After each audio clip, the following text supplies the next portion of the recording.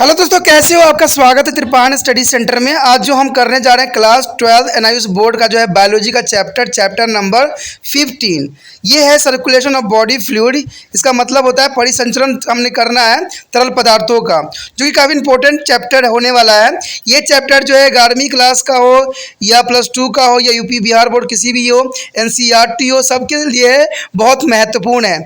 जिन बच्चों का जो है circulation of body fluid chapter मिल रहा है, इसका मतलब उनके लिए चैप्टर जो है बहुत ही खास और विशिष्ट है, क्योंकि त्रिपान स्टडी सेंटर आपके समक्ष जो है हिंदी इंग्लिश दोनों ही लैंग्वेज का डॉस लाता है, जिसके वजह से क्या होता है, आप अच्छे से जो है टॉपिक समझ पाते हो। एक बार अगर आप देख लोगे अच्छे से तो आपको दिमाग में यही चलता रहेगा, तो इतना विस्तृत रहता है। लेकिन हमें जो चैप्टर में जो आज हम करेंगे, बहुत तरह के सॉल्यूशन फ्लूइड के बारे में पढ़ेंगे और डिफरेंट एनिमल में क्या इसका रिएक्शन होता है।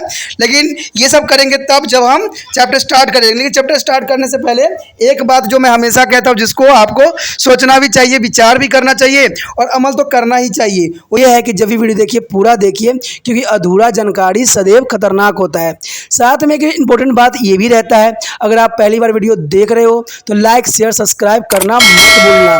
देखिए दोस्तों, लाइक कीजिएगा तो बनाने वाले का जो है प्रोत्साहन बढ़ता है और आपके लिए अच्छा से अच्छा करने की कोशिश करता है।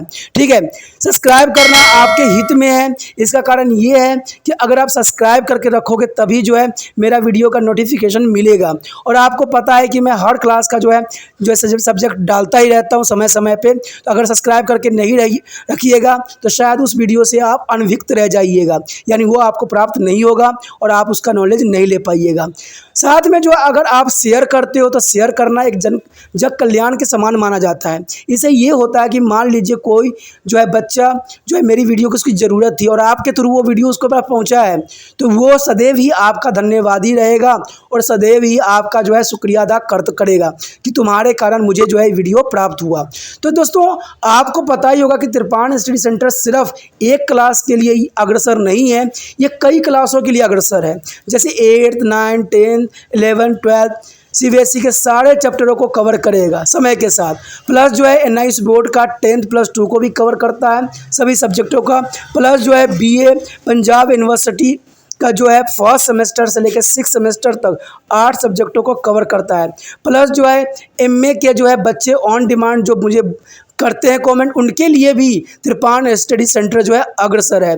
देखिए दोस्तों, त्रिपान स्टडी सेंटर इतना बड़ा है, विस्तृत है, तो आपको अभी जो है लाइक शेयर सब्सक्राइब कीजिए और अपने दोस्तों के साथ बांटिए। ठीक है, तो भूलिए मत, ये करना आपका फर्ज है और मेरा कार्य करना है आपको टॉपिक लेके चलना है। देखिए आज देखते हैं हमारा आज टॉपिक क्या है। The next is a blood group. Friend, is the most important topic here. Blood group. The blood group of the blood of the individual may be belong to the any of their 4 blood group. There is A, B, AB, O. Friend, here human body is the 4 types of blood group A, B, AB and O. The blood group is a remaining constant throughout the lifetime as it is genetically. There is a blood lifetime is a genetically transferred through the one person to another. Here the controlled and inherited from the parents. There is the inherit of their parents means transfer for the parents. These blood groups are due to the presence of a special protein is present on the membranes of RBC. There is the presence of the special proteins present on the membranes of RBC. Term is antigen. His name is antigen. The membranes is called to the antigen. Antigen present could be A, B, both. AB or no antigen. Any be present in the cell membranes of RBC of a particular blood group. The blood plasma, on the other hand, the contain antibodies means AB or both AB or neither be two. The antigen A react with the antibody B and antigen B with the antibodies causing to the clumping of blood.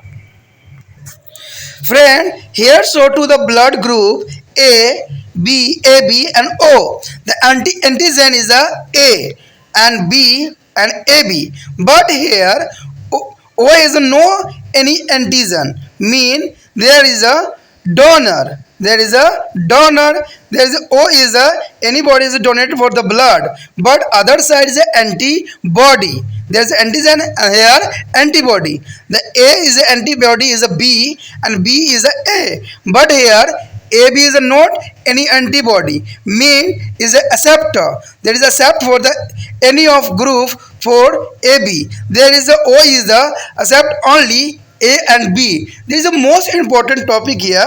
And there are blood transfusion. The next is a blood transfusion, means when the excuse blood is lost from a body either due to the accident, and hemorrhages is due to surgery operation. The doctor transport blood from to the healthy person donors to be a prevent to reception. There is the called blood transfusion.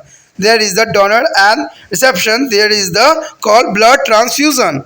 When a blood transfusion is the needed, the red blood cells selected must belong to the group which will be not be affected by any antibody in a patient as a plasma. The clumpings of donors is a blood coagulations and may be take place upon the transfusion if their blood group or donors does not be matched with that of reception. There is table 5.3 is a show blood group and possibility of their transfusion. The clumpings is the condition where the antibody present in the plasma of recipient. There is a link donor as a blood cells with each other from to the clamp. There is coagulations is the process by which the red blood cells clamps together when the antigen or their surface react with the plasmamentary antibody. There is a this is a plasmamentary antibody is the surface of react of antigen. Friend, here the matching of blood group safe and unsafe after transfusion of blood. Those who is a safely receive blood of donor types means O A B A B is a donor is O. O donate by the O A B A B any. The O is donated by the O A B A B any, and blood groups types who is cannot. But if there is a O is a not be accept anyone. There is a not accept is anyone is O. There is the A and AB, they're donor by the A, but he is we a blood group types who is a cannot be O and B. There is a not given to the O and B. And the here BAB is a B is a donor. The B is a donor but not donated by the O and A. But AB here, the AB here is donated by the AB only. There is a do not donate by OAB. There is a most important factor here. Here, the above table indicate that as a blood group receptor and there is a donor blood group. There is a groups O, A, B, A, B. Here is the O is the only the O given, and there is the A group A is the donated by the two O and A, and the here group B is only for their O and B. The AB is a given to the, accept by the anyone. The O, A and B and the AB. That is a most important here.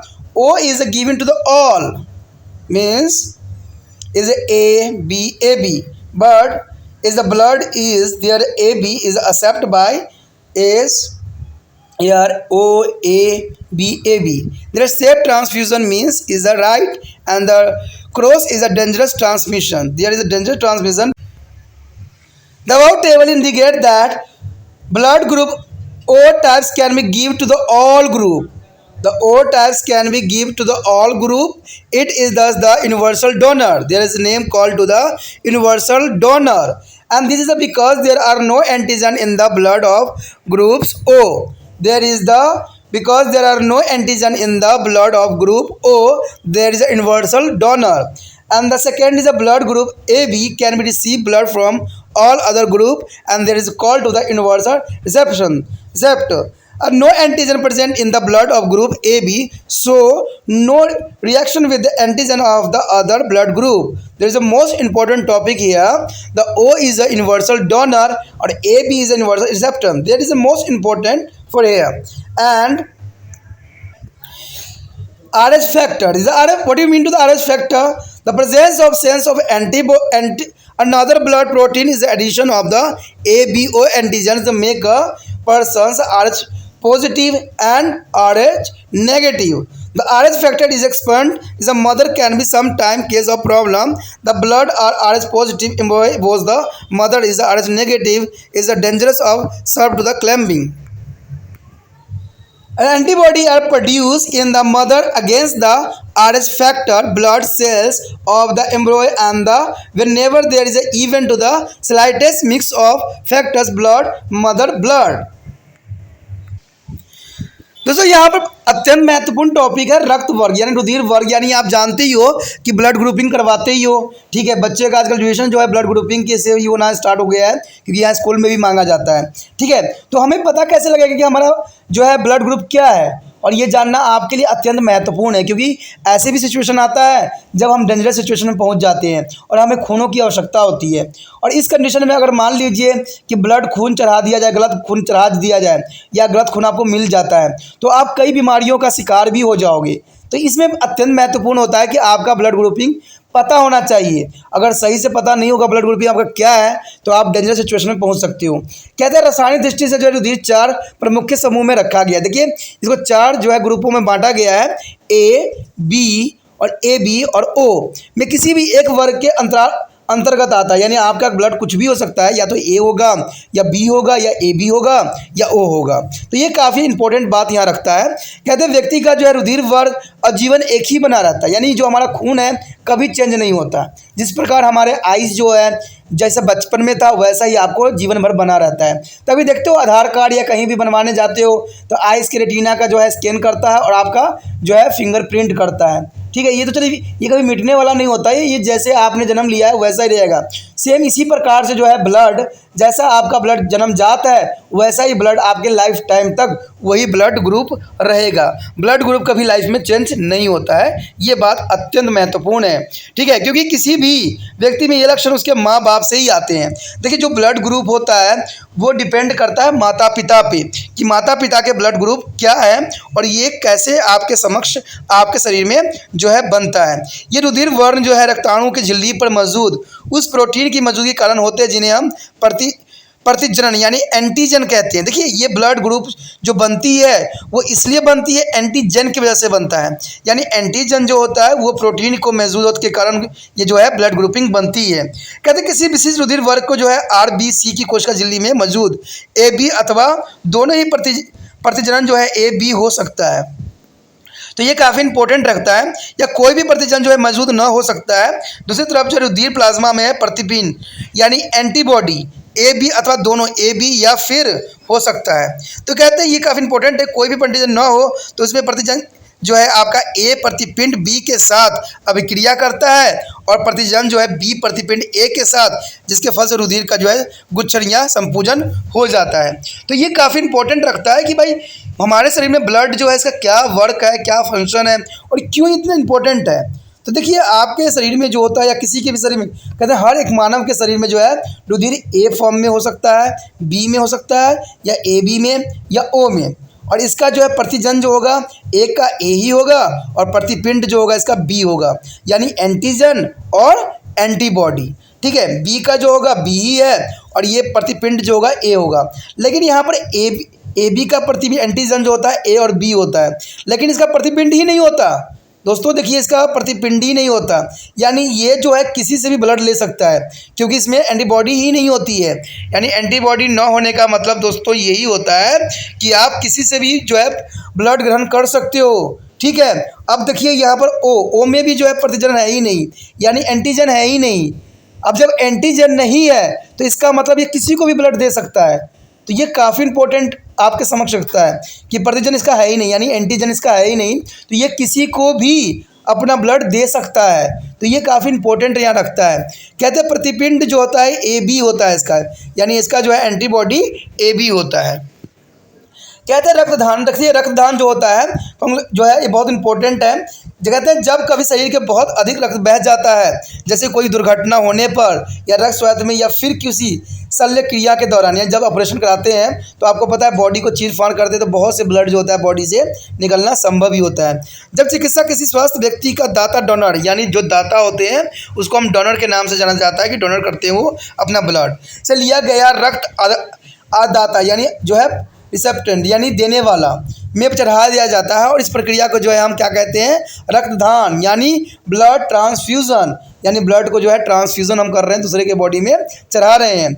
जब रक्तदान करने की आवश्यकता होती है तब चढ़ाए जाने वाला रक्त उसी समूह की होना अत्यंत महत्वपूर्ण है ताकि उसके साथ रोगी के प्लाज्मा में मौजूद प्रतिपिंड जो एंटीबॉडी है कोई प्रभाव न डाल सके। अगर मान लीजिए अगर ब्लड गलत चढ़ा दोगे तो उसका बॉडी जो होगा बिल्कुल ख़त्म हो जाएगा और वो मृत्यु का शिकार भी हो जाएगा। इसलिए कभी भी हमें ब्लड जो है गलत नहीं चढ़ाने की आवश्यकता और हिदायत दी जाती है और बहुत ही सावधानी से जो है ब्लड चढ़ाने की आवश्यकता होती है, क्योंकि आपको पता है इससे जो हेपेटाइटिस बी होने की चांसेस और रह जाता है और हो भी जाता है। तो इसके लिए बहुत इंपॉर्टेंट यहाँ रहता है। ठीक है, रक्त को उसी समूह को लेना चाहिए जिसके समूह प्लाज्मा में मौजूद प्रतिपिंड प्रभाव न डाल सके। यदि दाता का रक्त दाता के रक्त के साथ ठीक से मेल नहीं हो पाता है तो रक्तदान जो है दाता को रक्त को जो है अश्लेषण यानी एगुलेशन हो जाता है, यानी वो एगुलेशन कर जाता है जो कि उसके लिए खतरनाक सिद्ध भी होता है। यहाँ पर कहते हैं तालिका में उसके प्रावधानों की सावधानी से दर्शाया गया है। कहते हैं गुच्छ यानी क्लैंपिंग वह प्रक्रिया है जिसमें जो है देने वाला, ठीक है, नहीं मतलब ग्रहण करने वाला के प्लाज्मा में विद्यमान प्रतिपिंड का दाता के रक्त के श्वेताओं के साथ मिलाकर पुंज बन जाता है। यानी जो लेने वाला है, ठीक है, और जो देने वाला है उसके साथ मिल के श्वेत अणुओं के साथ मिलकर एक पुंज बन जाता है। उसके पश्चात कहते हैं इसमें एगुलेशन। एगुलेशन का मतलब दोस्तों यही है कि वह प्रक्रिया है जिसके द्वारा लाल रक्त कोशिकाओं का उस समय गुच्छ हो जाता है जब उसकी सतहों के प्रतिजन संपूरक प्रतिरक्षित के साथ प्रक्रिया कर जाता है। यानी जब वो ये अभिक्रिया करेगा तब जाके जो है इसका इफेक्ट इस पर पड़ेगा। अब कहते हैं रक्त वर्ग का मिलन। देखिए सुरक्षित और असुरक्षित। अब रक्त को कैसे हम पहचानेंगे क्या है। अब देखिए जो कहते हैं कि वो जो होता है वो सभी को दे सकता है, ये बहुत इंपॉर्टेंट बात है, लेकिन ले किसी से नहीं सकता है। यहाँ 3 चीज़ दिया हुआ है आपके समक्ष। एक जो है आसानी से एक साथ रक्त प्राप्त कर सकते हैं, यानी किससे प्राप्त कर सकते हैं, दाता के रक्त को वर्ग, यानी वे वर्ग जो प्राप्त नहीं करते हैं। देखिए ये जो है वो जो है किसी से ले नहीं सकता, लेकिन दे ये सभी को सकता है।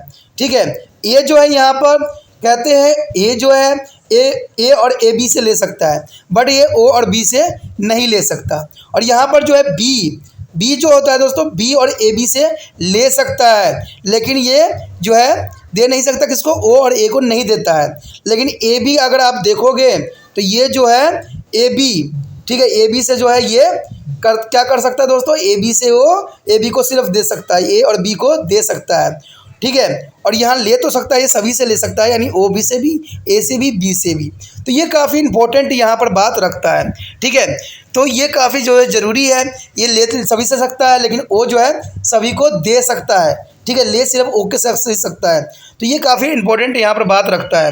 कहते हैं यहाँ पर अगर आप देखोगे तो O negative blood group negative में भी आते हैं, जरूरी नहीं है कि सारे ब्लड ग्रुप पॉजिटिव में ही हो, नेगेटिव में भी आते हैं। और नेगेटिव के जो ब्लड होते हैं बहुत रेयर होते हैं। ठीक है, तो रेयर ब्लड के बारे में अगर आपका रेयर ब्लड है तो अपना ब्लड ग्रुप के साथ जिसका ब्लड ग्रुप कर रहा है मैच, तो वो आपको याद रखना अत्यंत महत्वपूर्ण है, क्योंकि कभी मुसीबत पड़ता है तो आपको पता ही है कि यहाँ पर सुल्तान फिल्म बन जाता है, जहाँ पर ब्लड के कारण जो है उसके बच्चे की मृत्यु हो जाती है। तो उसका भी नेगेटिव होता है, वो नेगेटिव होता है और वो नेगेटिव जो है मिलना संभव नहीं होता। तो ये फिल्म में भी दर्शाई गई थी कि ये खून जो है रेयर खून होती है और वो सिर्फ उसके फादर के पास ही होता है जो बॉक्सिंग के लिए गया हुआ होता है। तो आप भी अगर आपका नेगेटिव ब्लड ग्रुप है, क्योंकि नेगेटिव ब्लड ग्रुप जो है संभव नहीं है कि आपको आसानी से प्राप्त हो जाए, तो आप ऐसे व्यक्ति को ध्यान रखो, याद रखो कि जिसके नेगेटिव है, यानी आपको जो है देने के लिए सक्षम हो। कहते हैं ऐसा दुर्घटना कभी जीवन में न घटे किसी को, लेकिन कहते हैं कि कोई देखने नहीं गया है समय, तो इसलिए जो है आप अपने ब्लड ग्रुप को जान लेना अत्यंत आपके लिए महत्वपूर्ण रहता है। मैं तो जानता इतना भी हूँ कि आज आधुनिक युग है, लेकिन बड़े बड़े जो लोग हैं जो बहुत ही मतलब है जो इकोनॉमिक क्लास से नीचे हैं, उनका तो कभी ब्लड ग्रुपिंग ही नहीं होता। जो बुजुर्ग लोग हैं उनके अंदर कभी करवाया ही नहीं है। तो ये काफ़ी अलग बात यहाँ रखती है। अब यहाँ पर देखिए एक और चार्ट दिखाया गया है जिसमें प्राप्त रक्त वर्ग दिखाए गए हैं, जो दाता रक्त वर्ग, और जो है देखिए यहाँ पर जो है सुरक्षित के लिए टिक लगाया गया है और जो गलत है वो क्रॉस लगाया गया है। अब देखिए ओ जो है सिर्फ ओ से ही प्राप्त कर सकता है, लेकिन ना तो ये ए से, ना तो बी से, ना तो ए बी से, किसी से प्राप्त नहीं कर सकता। और ए ग्रुप जो है वर्ग ए ग्रुप है वो सिर्फ ओ और ए से एक्सेप्ट कर सकता है। और वर्ग बी जो है यहाँ पर देखिए, वर्ग बी जो है सिर्फ किससे ले सकता है, ओ से और बी से ले सकता है। लेकिन यहाँ पर जो वर्ग ए बी के लिए सभी दिखाया गया है, यानी ये सभी से ले सकता है, इसके लिए कोई खतरा नहीं होता है, ठीक है। लेकिन ओ जो है, अब देखिएगा ओ जो है सबको दे सकता है, तो ये काफ़ी इंपॉर्टेंट यहाँ पर बात रखता है, आप इससे भी समझ सकते हो और इतना विशिष्ट शायद आपको कहीं मिले भी नहीं। कहते हैं एक बात यहाँ पर याद रखने वाली बात है, तो यहाँ पर तालिका को अगर देखने के बाद एक निष्कर्ष पे आप आओगे कि यहाँ पर जो है ओ प्रकार के रक्त वर्ग वाले रक्त किसी को भी अन्य समूह वाले व्यक्तियों को चढ़ाया जा सकता है, यानी ओ वाले ग्रुप जो है किसी को भी चढ़ा सकते हैं, ठीक है।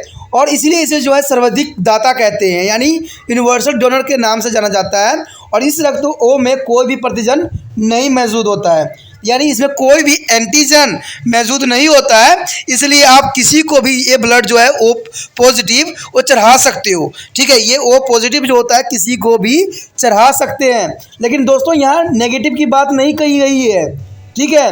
नेगेटिव जो होती है रेयर केस होती है, मैं पहले ही बता दिया हूँ, क्योंकि आप कन्फ्यूज़न होने की ज़रूरत नहीं है। नेगेटिव जो होती है अलग टाइप की ब्लड ग्रुपिंग होती है जिसका नेगेटिव ही चढ़ाया जा सकता है। तो इसके लिए मैंने कहा ना कि स्पेशली आपको उस व्यक्ति का नाम याद रखना अत्यंत महत्वपूर्ण है। यहाँ पर जितने भी ब्लड ग्रुप की बात की गई है वो पॉजिटिव के लिए किया गया है, ना कि नेगेटिव के लिए किया गया है। नेगेटिव भी ब्लड ग्रुप होती है और रेयर केस होती है, किसी किसी का ही होता है, ठीक है। इसलिए यहाँ नेगेटिव की बात नहीं बताई जा रही, लेकिन मैंने आपको यहाँ नेगेटिव के बारे में भी जो है विस्तार पूर्वक समझाने की कोशिश किया है। उसके पश्चात कहते हैं यहाँ पर ए बी, देखिए ए बी जो है एक प्रकार के रक्त वर्ग वाले रक्त में किसी भी अन्य समूह वाले व्यक्ति का रक्त चढ़ाया जा सकता है, यानी ये देखिए जहाँ पर ओ जो है सभी को दे सकता है, ठीक है, ले किसी से नहीं सकता। लेकिन यहाँ पर जो है ए बी वो सभी से ले सकता है, ठीक है, सभी से जो है ए बी ले सकता है। जहाँ पर ओ जो है दे सकता है सभी को, वहीं ए बी जो है सभी से ब्लड ग्रुप ले सकता है। यानी ए बी जो समझ लो कि बहुत ही गॉड गिफ्टेड बंदे होते हैं जिनको ए बी होता है, वो इसके कभी भी कंडीशन पड़ता है तो वो किसी से भी ब्लड ले सकते हैं आसानी से, ठीक है। तो ये किसी के भी ब्लड चढ़ाए इनमें जा सकता है, और इसलिए इसे जो है हम सर्विद अदाता यानी इसको जो है यूनिवर्सल रिप्रेजेंटेंट्स कहते हैं, यानी रिसिपिएंट कहते हैं, यानी एक्सेप्टेड करते हैं कि जो रिसीव कर लेता है ब्लड किसी से भी। इस रक्त वर्ग के रक्त में कोई प्रतिपिंड नहीं है, यानी इसमें जो है एंटीबॉडी होता ही नहीं है, ठीक है। जहाँ पर आप देखोगे कि ओ में जो है एंटीजन नहीं होता, यहाँ पर जो है एंटीबॉडी नहीं होती, इसलिए वो किसी से भी एक्सेप्ट कर सकता है। और एंटीजन उसमें ना होने की वजह से क्या था, एंटीजन की वजह से क्या था कि वो किसी को भी आसानी से दे सकता है। इसलिए कहते हैं ना कि इसमें जो है प्रतिपिंड जो यानी एंटीबॉडी नहीं होता है, इसलिए किसी से भी अपना जो है ब्लड प्राप्त कर सकता है। और इस कारण से ये अन्य वर्गों के प्रतिपिंडों के साथ कोई अभिक्रिया नहीं करता, यानी ये ब्लड के साथ कोई अभिक्रिया नहीं करता है, इसलिए सभी से ब्लड ग्रुप जो है ब्लड लेने की अपना पूरा दबदबा पेश करता है। अब यहाँ पर जो आ जाता है एक और इम्पोर्टेंट बात आता है, मैंने अभी कहा भी था आपको कि RH कारक फैक्टर। देखिए RH कारक फैक्टर जो होती है, जैसे ABO प्रतिपिंडों के अलावा एक और रक्त प्रोटीन होता है जिसके समूह होने या न होने के आधार पर व्यक्ति जो है R पॉजिटिव और R नेगेटिव होता है। मैंने आपको पहले ही कहा था कि ये ब्लड ग्रुपिंग जो होता है RH फैक्टर पे डिपेंड करता है कि वो पॉजिटिव है कि एक नेगेटिव है, ठीक है। इसको भी जो है लैब में बहुत आसान तरीके से ही चेक होती है, कोई लंबा प्रोसेसिंग नहीं है। इसको जो है चेकअप करने का जो है एंटी क्लोटिंग रूल होती है, क्लोटिंग का रूल होती है, जो पूरी बहुत काफ़ी इंपॉर्टेंट रहती है और बहुत ही आसानी से आप इसको चेक भी कर सकते हो, ठीक है।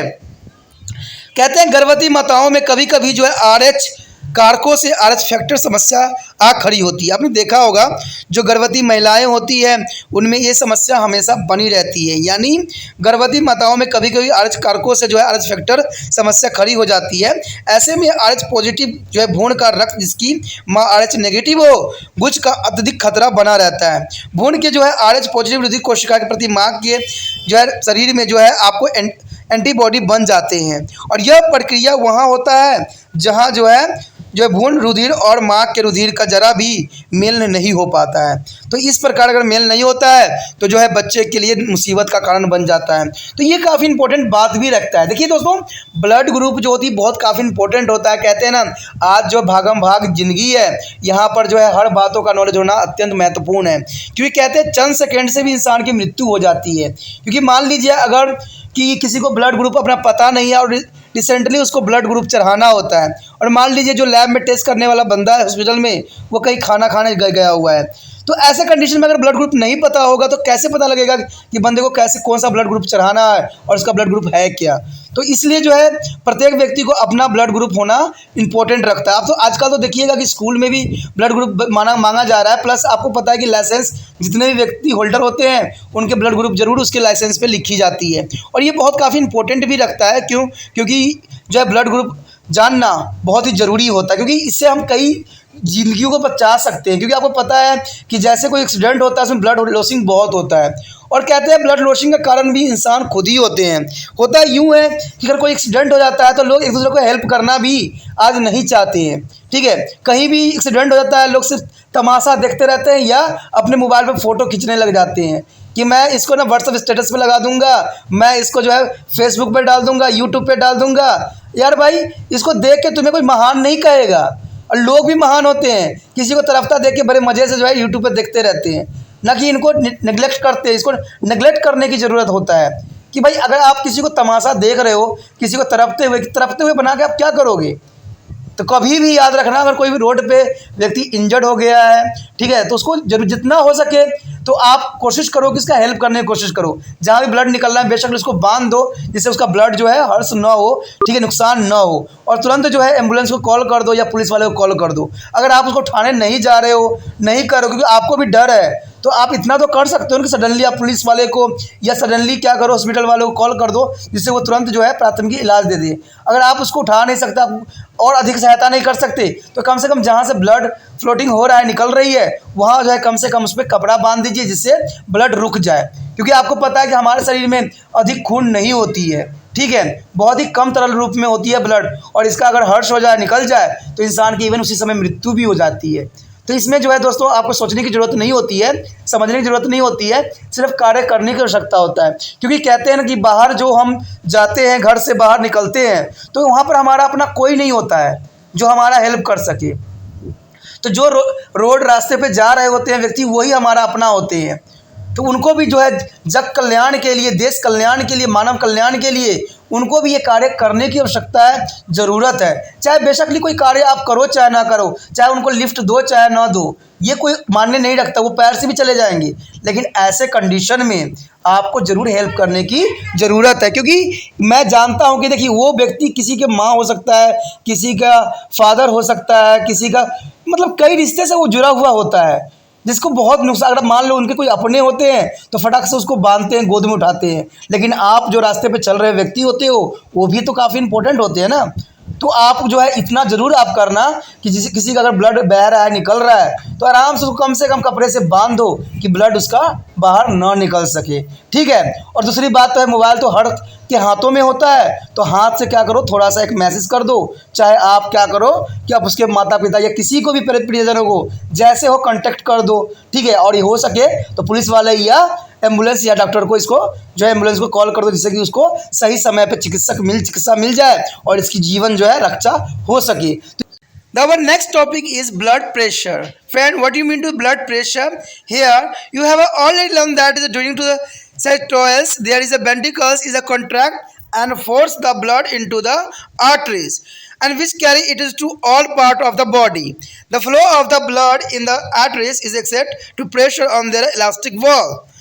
This is the pressure is called to the blood pressure. There is the pressure, arteries exit, there is a pressure on their elastic balls. This is pressure is called to the blood pressure. The pressure of the blood at the time of ventricular contraction is a high and called to the systolic pressure. Systolic is a pressure when the ventricles are relaxed and they are begin to fill by their blood. There is a drop is a pressure. This a lower pressure is called to the dystolic pressure. Dystolic pressure is here, and there is a low pressure too, and there high pressure is called to the systolic pressure. Systolic pressure is the high blood pressure, and diastolic pressure is the low pressure. And this too is the pressure can be measuring in the arteries of the arm. There is a pressure is the measurement by arm. The device used by the measuring of blood pressure is called to the sphygmometer. Sphygmometers is the used by the blood pressure on measuring. Sphygmometer. The readings of 120 to 75 mean that a person's systolic pressure is 120 mm of the mercury and systolic pressure is a 75 mm of mercury. There is a normally is a reading of 120 upon 75. There is a measuring of person's systolic pressure. Here is the 120 is a measuring of mercury and there is a systolic pressure. And diastolic pressure is a 75 mm of mercury. A typical is reading for the healthy adult is a 120 plus minus. Here is a 570 plus minus 5 mm mercury. There is a most important here. There is the plus minus 5. Friend, here is a mistake. Is a 120 plus minus 5 and 70 plus minus 5 is a mercury's measurement. There is a mistake. 570 is a wrong. Is a formation. Is a 5 is a 120 plus minus 5 and other is called to the here is a diastolics is a 70 plus minus 5. There is a systolics is a 120 plus minus 5. It is a systolics and 70 is a dystolics is plus minus 5 is a mercury. The difference between two dystolics is the systolic pressure can be felt as a thumb in there is a address of the breast. This is a air there breast is the called pulse and the number of rolls felt is a particular point on the breast due to systolic there per minute is called pulse rate. It's called to the pulse rate. It is equal to the number of heart beat is around 70 beats per minute for normal adult. There is the 70 beat per minute for a normal adult. दोस्तों यहाँ पर जो है हम रक्तदाब यानी blood pressure के बारे में चर्चा कर रहे हैं जो कि बहुत काफ़ी इंपॉर्टेंट है। देखिए ब्लड जो है प्रेशर आजकल के जीवन में हर कोई अपना चेक करवाता रहता है, कहीं मुझे ब्लड प्रेशर हाई तो नहीं है, कहीं लो तो नहीं है, कहीं बीमार तो नहीं हूँ। आज जहाँ भी जाओगे डॉक्टर के पास जो है ब्लड प्रेशर सबसे पहले चेक करता है। आखिर वो ब्लड प्रेशर क्यों चेक करते हैं, ब्लड प्रेशर होती क्या है और ब्लड प्रेशर से हमें क्या नुकसान हो सकता है, तो इसके विषय में हम जो चर्चा करेंगे जो कि काफ़ी इंपॉर्टेंट यहाँ पर रहेगा। जैसे कि आप पढ़ चुके हो कि प्रकुलन या हृदय के संकुलन के दौरान नीली संकुलन हो जाती है और रक्त को जो है बलपूर्वक ध्वनि में प्रभावित करती है। आपको पता है कि हार्ट का काम क्या होता है, लब एंड डब, लब डब होता है। लब डब आखिर करता क्यों है, ये जो होता है ब्लड को प्रेशर के साथ बॉडी के विभिन्न भागों में ब्लड को जो है फ्लो कराता है, पहुंचाता है, ठीक है। तो ये जो है बलपूर्वक ध्वनि में प्रभावित कर देता है और ये ध्वनियाँ रुधिर को जो है सारे शरीर में ले जाती है। धमनियों में प्रभावित हो रहा रुधिर उनकी प्रत्यक्ष भित्ति पर दबाव डालता है। इसी दबाव को जो है रक्त दाब यानी ब्लड प्रेशर कहते हैं और यही दबाव जो होती है ब्लड प्रेशर कहलाता है। देखिए अगर ब्लड प्रेशर जब हाई कब होता है, जब आप या तो गुस्सा हो जाते हो, ठीक है, या आप जो कभी कोई भारी काम कर लेते हो तो ब्लड प्रेशर ऑटोमेटिक जो होता है हाई रहता है, या आप पौड़ी चढ़ते हो तभी भी जो है आपका ब्लड प्रेशर हाई रहता है, ठीक है। और लो कंडीशन में क्या होगा, आपका ब्लड प्रेशर लो हो जाएगा और आपको चक्कर आएगा, कमजोरी आएगा। तो इस कंडीशन में जो है ब्लड प्रेशर लो हो जाता है। तो ये सब कारण जो है अत्यंत महत्वपूर्ण यहाँ पर ब्लड प्रेशर का रखता है। कहते हैं धमनियों में प्रभावित हो रहा रुधिर उनकी प्रत्यक्ष भित्ति पर दबाव डालते हैं और इसी दबाव को जो है रक्त दाब यानी ब्लड प्रेशर का नाम दिया गया है। नीलिया के संकुलन के समय जो है रक्त दाब अधिक उच्च हो जाता है और उसे जो है प्रकुलन दाब यानी सेटोलॉइक्स प्रेशर कहते हैं, यानी इसको हम प्रकुचन दाब कहते हैं, जिसको सेटोलॉइक्स नाम दिया गया है, ठीक है। नीलिया में जब स्थित होता है तब दाब घट जाती है, जिसको हम क्या कहते हैं, अनुशीलन दाब यानी डिस्टोलिक प्रेशर कहते हैं। तो यहाँ पर दो तरह के आप प्रेशर मेजरमेंट करते हो। अगर अधिक उच्च दाब हो जाता है तो उसको हम कहते हैं सेटोलॉइक्स एंड जो निम्न दाब हो जाता है उसको हम डिस्टोलिक प्रेशर कहते हैं। रक्त दाब को मापने वाले जो यंत्र को जो हम क्या कहते हैं, स्फिग्मोमीटर कहते हैं। यानी इसका जो मतलब होता है दोस्तों ये होता है, स्फिग्मोमीटर जो होती है ग्रीक वर्ड सिफो मीन्स पल्स लिया गया है और संबंधन का मतलब है मंस, ठीक है, और मंस या हैंड, ठीक है, और हाथ होती है और यहाँ मीटर का मतलब होता है फ्रेज मीटर मेजरिंग मापन। तो इस तरह जो है आपका स्फिग्मोमीटर का जो है निर्माण हुआ है। तो इन्हीं शब्दों से मिलके बना है, यानी मापन होता है, हाथ होता है और इसमें पल्स होती है। तो सबको मिला के जब आप नाम यहाँ पर उच्चारण करोगे तो उसका नाम जो बनेगा स्फिग्मोमीटर बनेगा, ठीक है। स्फिग्मोमीटर जो होती है ये ब्लड प्रेशर नापने की एक यंत्र होती है, मशीन होती है।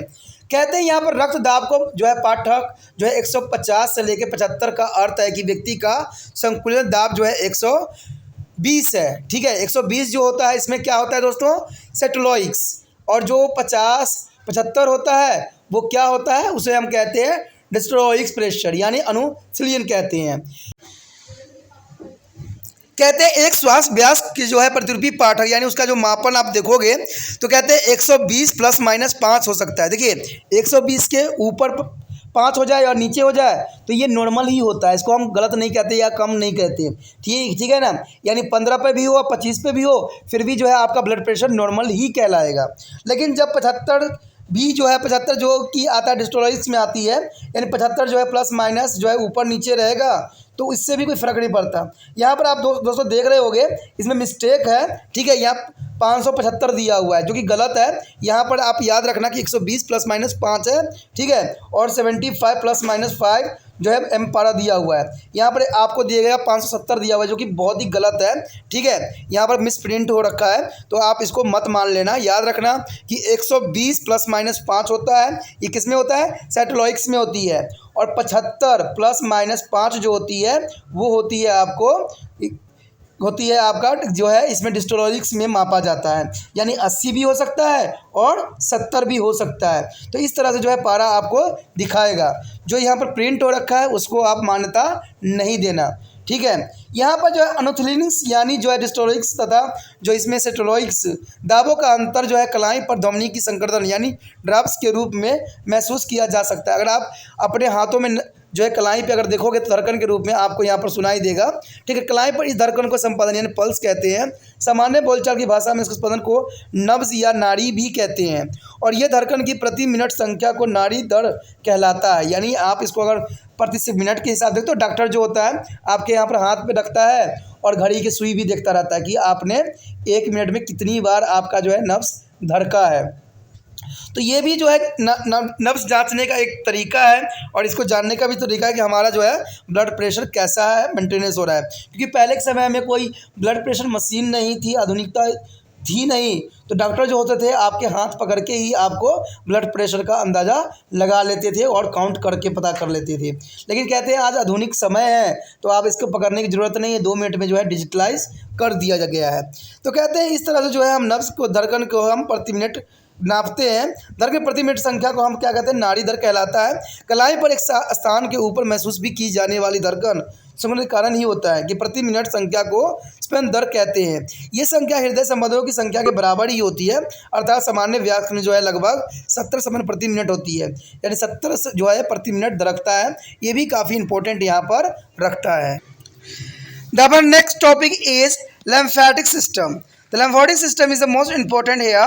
Our body has a presence of 2 kind of circulating fluid, is the blood and lymph.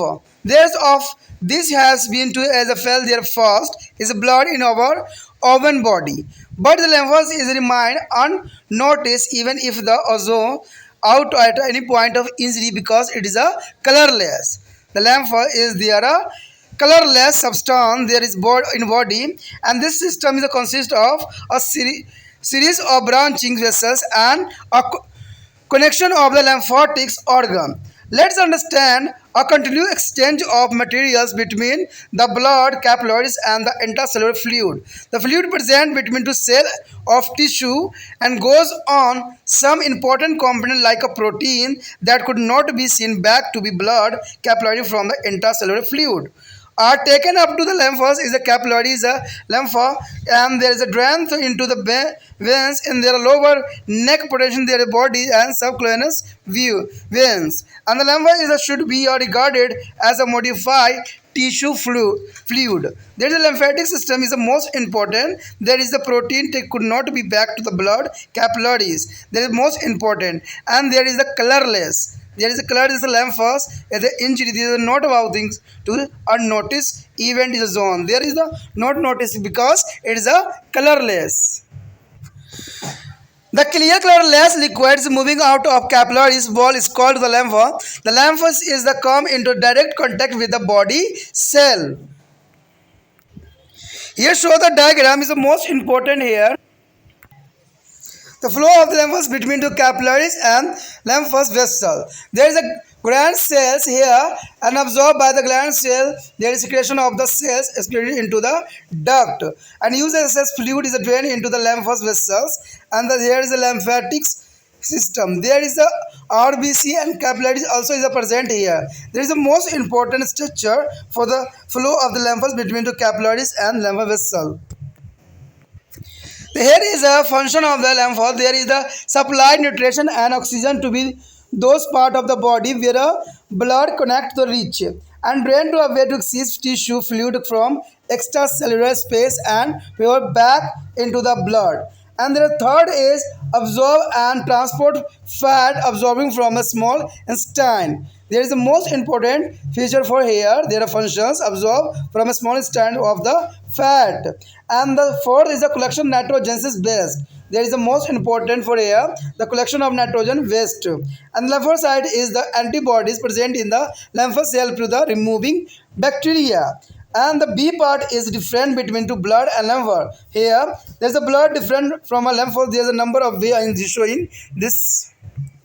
Is a close this here is a and the box that different between the blood and lymph. There is a blood, the red is a color due to presence of hemoglobin, but lymph is their colorless fluid and their blood is the flow up rapidly, but is the lymph is the flow is very slow and containing RBC, WBC and platelets and plasma in a blood. There is lymph is the containing plasma and WBC only. There is a means to colorless.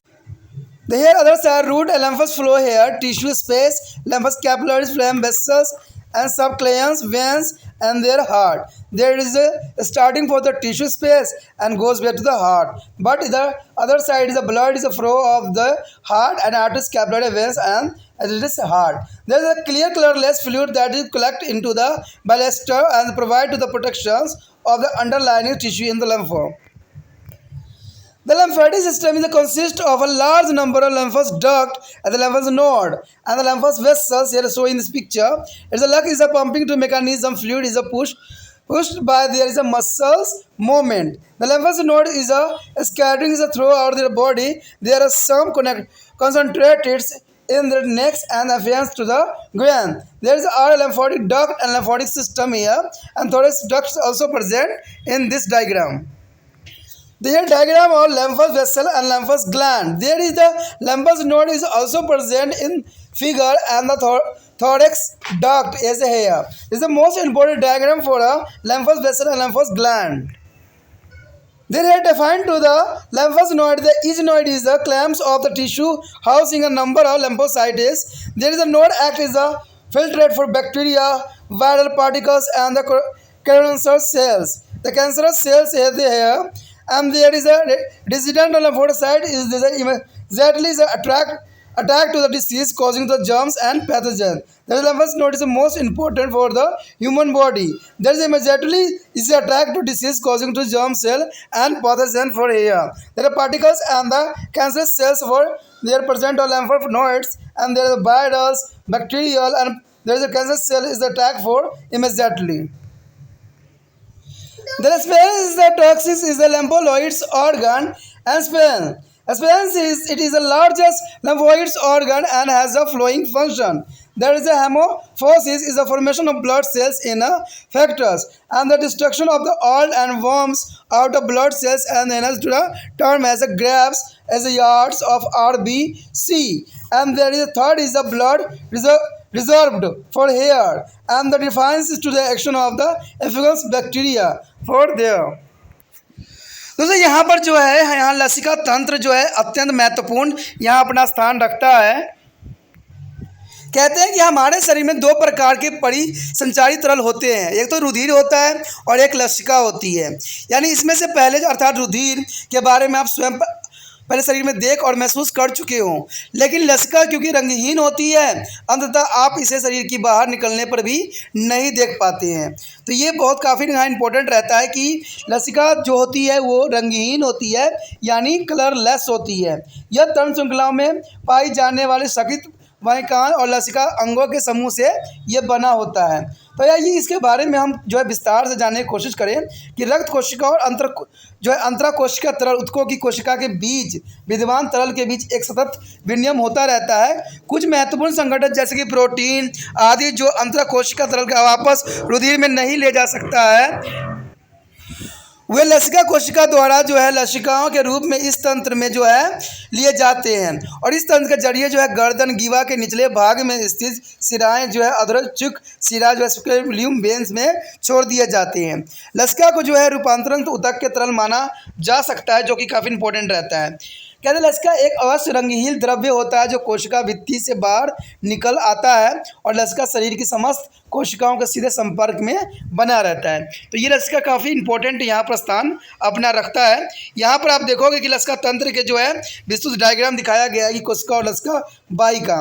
तो ऊपर देखोगे जहाँ ए से represent किया गया है वो है कोशिकीय भित्ति द्वारा प्लाज्मा का विसरण कर रहा है और यहाँ बी के पार्ट के पास देखोगे तो ग्रंथि कोशिका दिखेगा और ग्रंथि कोशिका द्वारा अवशोषण दिखाएगा और सी पार्ट जो होगा दोस्तों इसमें कोशिका के श्वेत के नलिका में उत्सर्जित होगा और यहाँ डी को जो दिखाया गया है उपरोक्त में लाया गया और अतिरिक्त तरल लसिका वाहिनियों को निकल जाता है। और दूसरे साइड अगर देखोगे तो यहाँ ऊपर होगा कोशिका होगा, आरबीसी होगा और लसिका वाहिनी होगी। तो इस प्रकार जो है हमारे शरीर में जो है इसका अपना एक महत्वपूर्ण स्थान रखता है।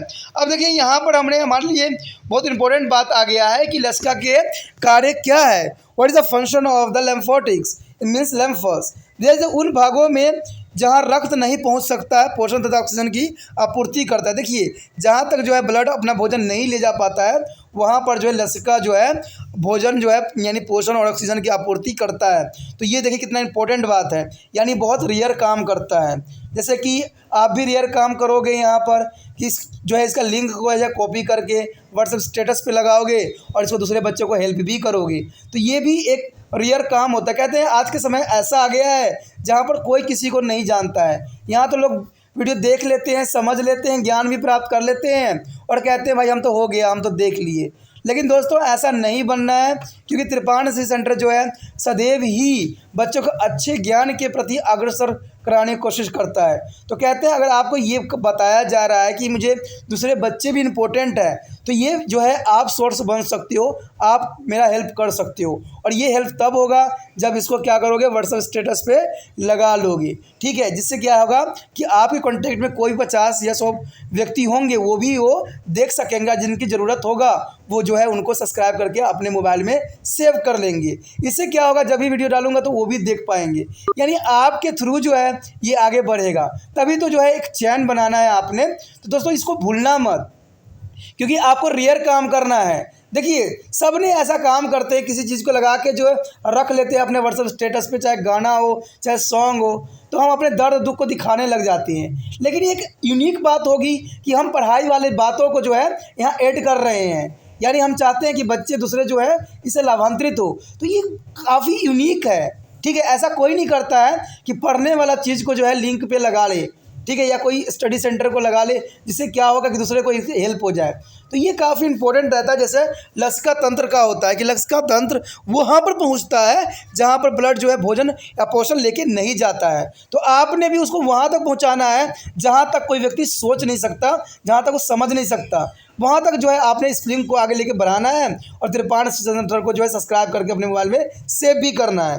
तो यही है लसिका का भी काम कि वो वहाँ तक रक्त नहीं पहुँचता है, वहाँ तक जो है लसिका पोषण और ऑक्सीजन आपूर्ति करता है और कोशिका बाहर जो बाहरी अवकाशों में से अतिरिक्त उत्तक तरल को निकाल कर वापस रक्त में डाल देता है, यानी जो अतिरिक्त होते हैं गलत चीज़ें होते हैं उसको हटा देता है। देखिए हमारे ब्लड का भी कितना अच्छा काम है कि कोई भी अपशिष्ट पदार्थों को वो ग्रहण नहीं करती है, नहीं ले जा सकती है, क्योंकि हमें इससे नुकसान होता है। तो इसी तरह से मैं कहता हूँ ना कि आप कोई भी गलत काम ना करें जिससे कि देश पे और आपके परिवार पे कोई तरह का प्रभाव पड़े और इससे जो है आपका जीवन में कुछ उथल पुथल हो। तो इस चीज़ों से हमें बच के रहना है, क्योंकि आज के समय जो है बहुत आधुनिक है। आपको पता है कि हर भोजन में हर चीज़ों में जो है कीटनाशक मिले हुए हैं, हर चीज़ों में जो है मिलावटी चीज़ आ रहे हैं, तो लोग के जो है मन क्षमता कंट्रोल से बाहर जा रहा है। तो आपको भी यहाँ पर कंट्रोल करना है खुद को और जीवन को जो है एक सादगी भरा जीवन लेके चलना है, कहते हैं दोस्तों सभी चीज़ जो होता है समय पे ही होता है, समय से पहले कुछ भी नहीं होता है, ना कोई क्रिया होती है ना कोई कर्म होता है। तो याद रखना कि हमें एक अच्छा नागरिक के साथ साथ एक अच्छा जो है माता पिता का बच्चा बन के हमें दिखाना है। तो ये काफ़ी इम्पोर्टेंट यहाँ पर रखता है कि यहाँ पर रक्त जो होती है, जो प्लाज्मा होती है, मीन्स यानी लसिका जो तंत्र होती है, वो जो है वापस जो है वो ब्लड को भेज देती है जो अवशिष्ट होता है।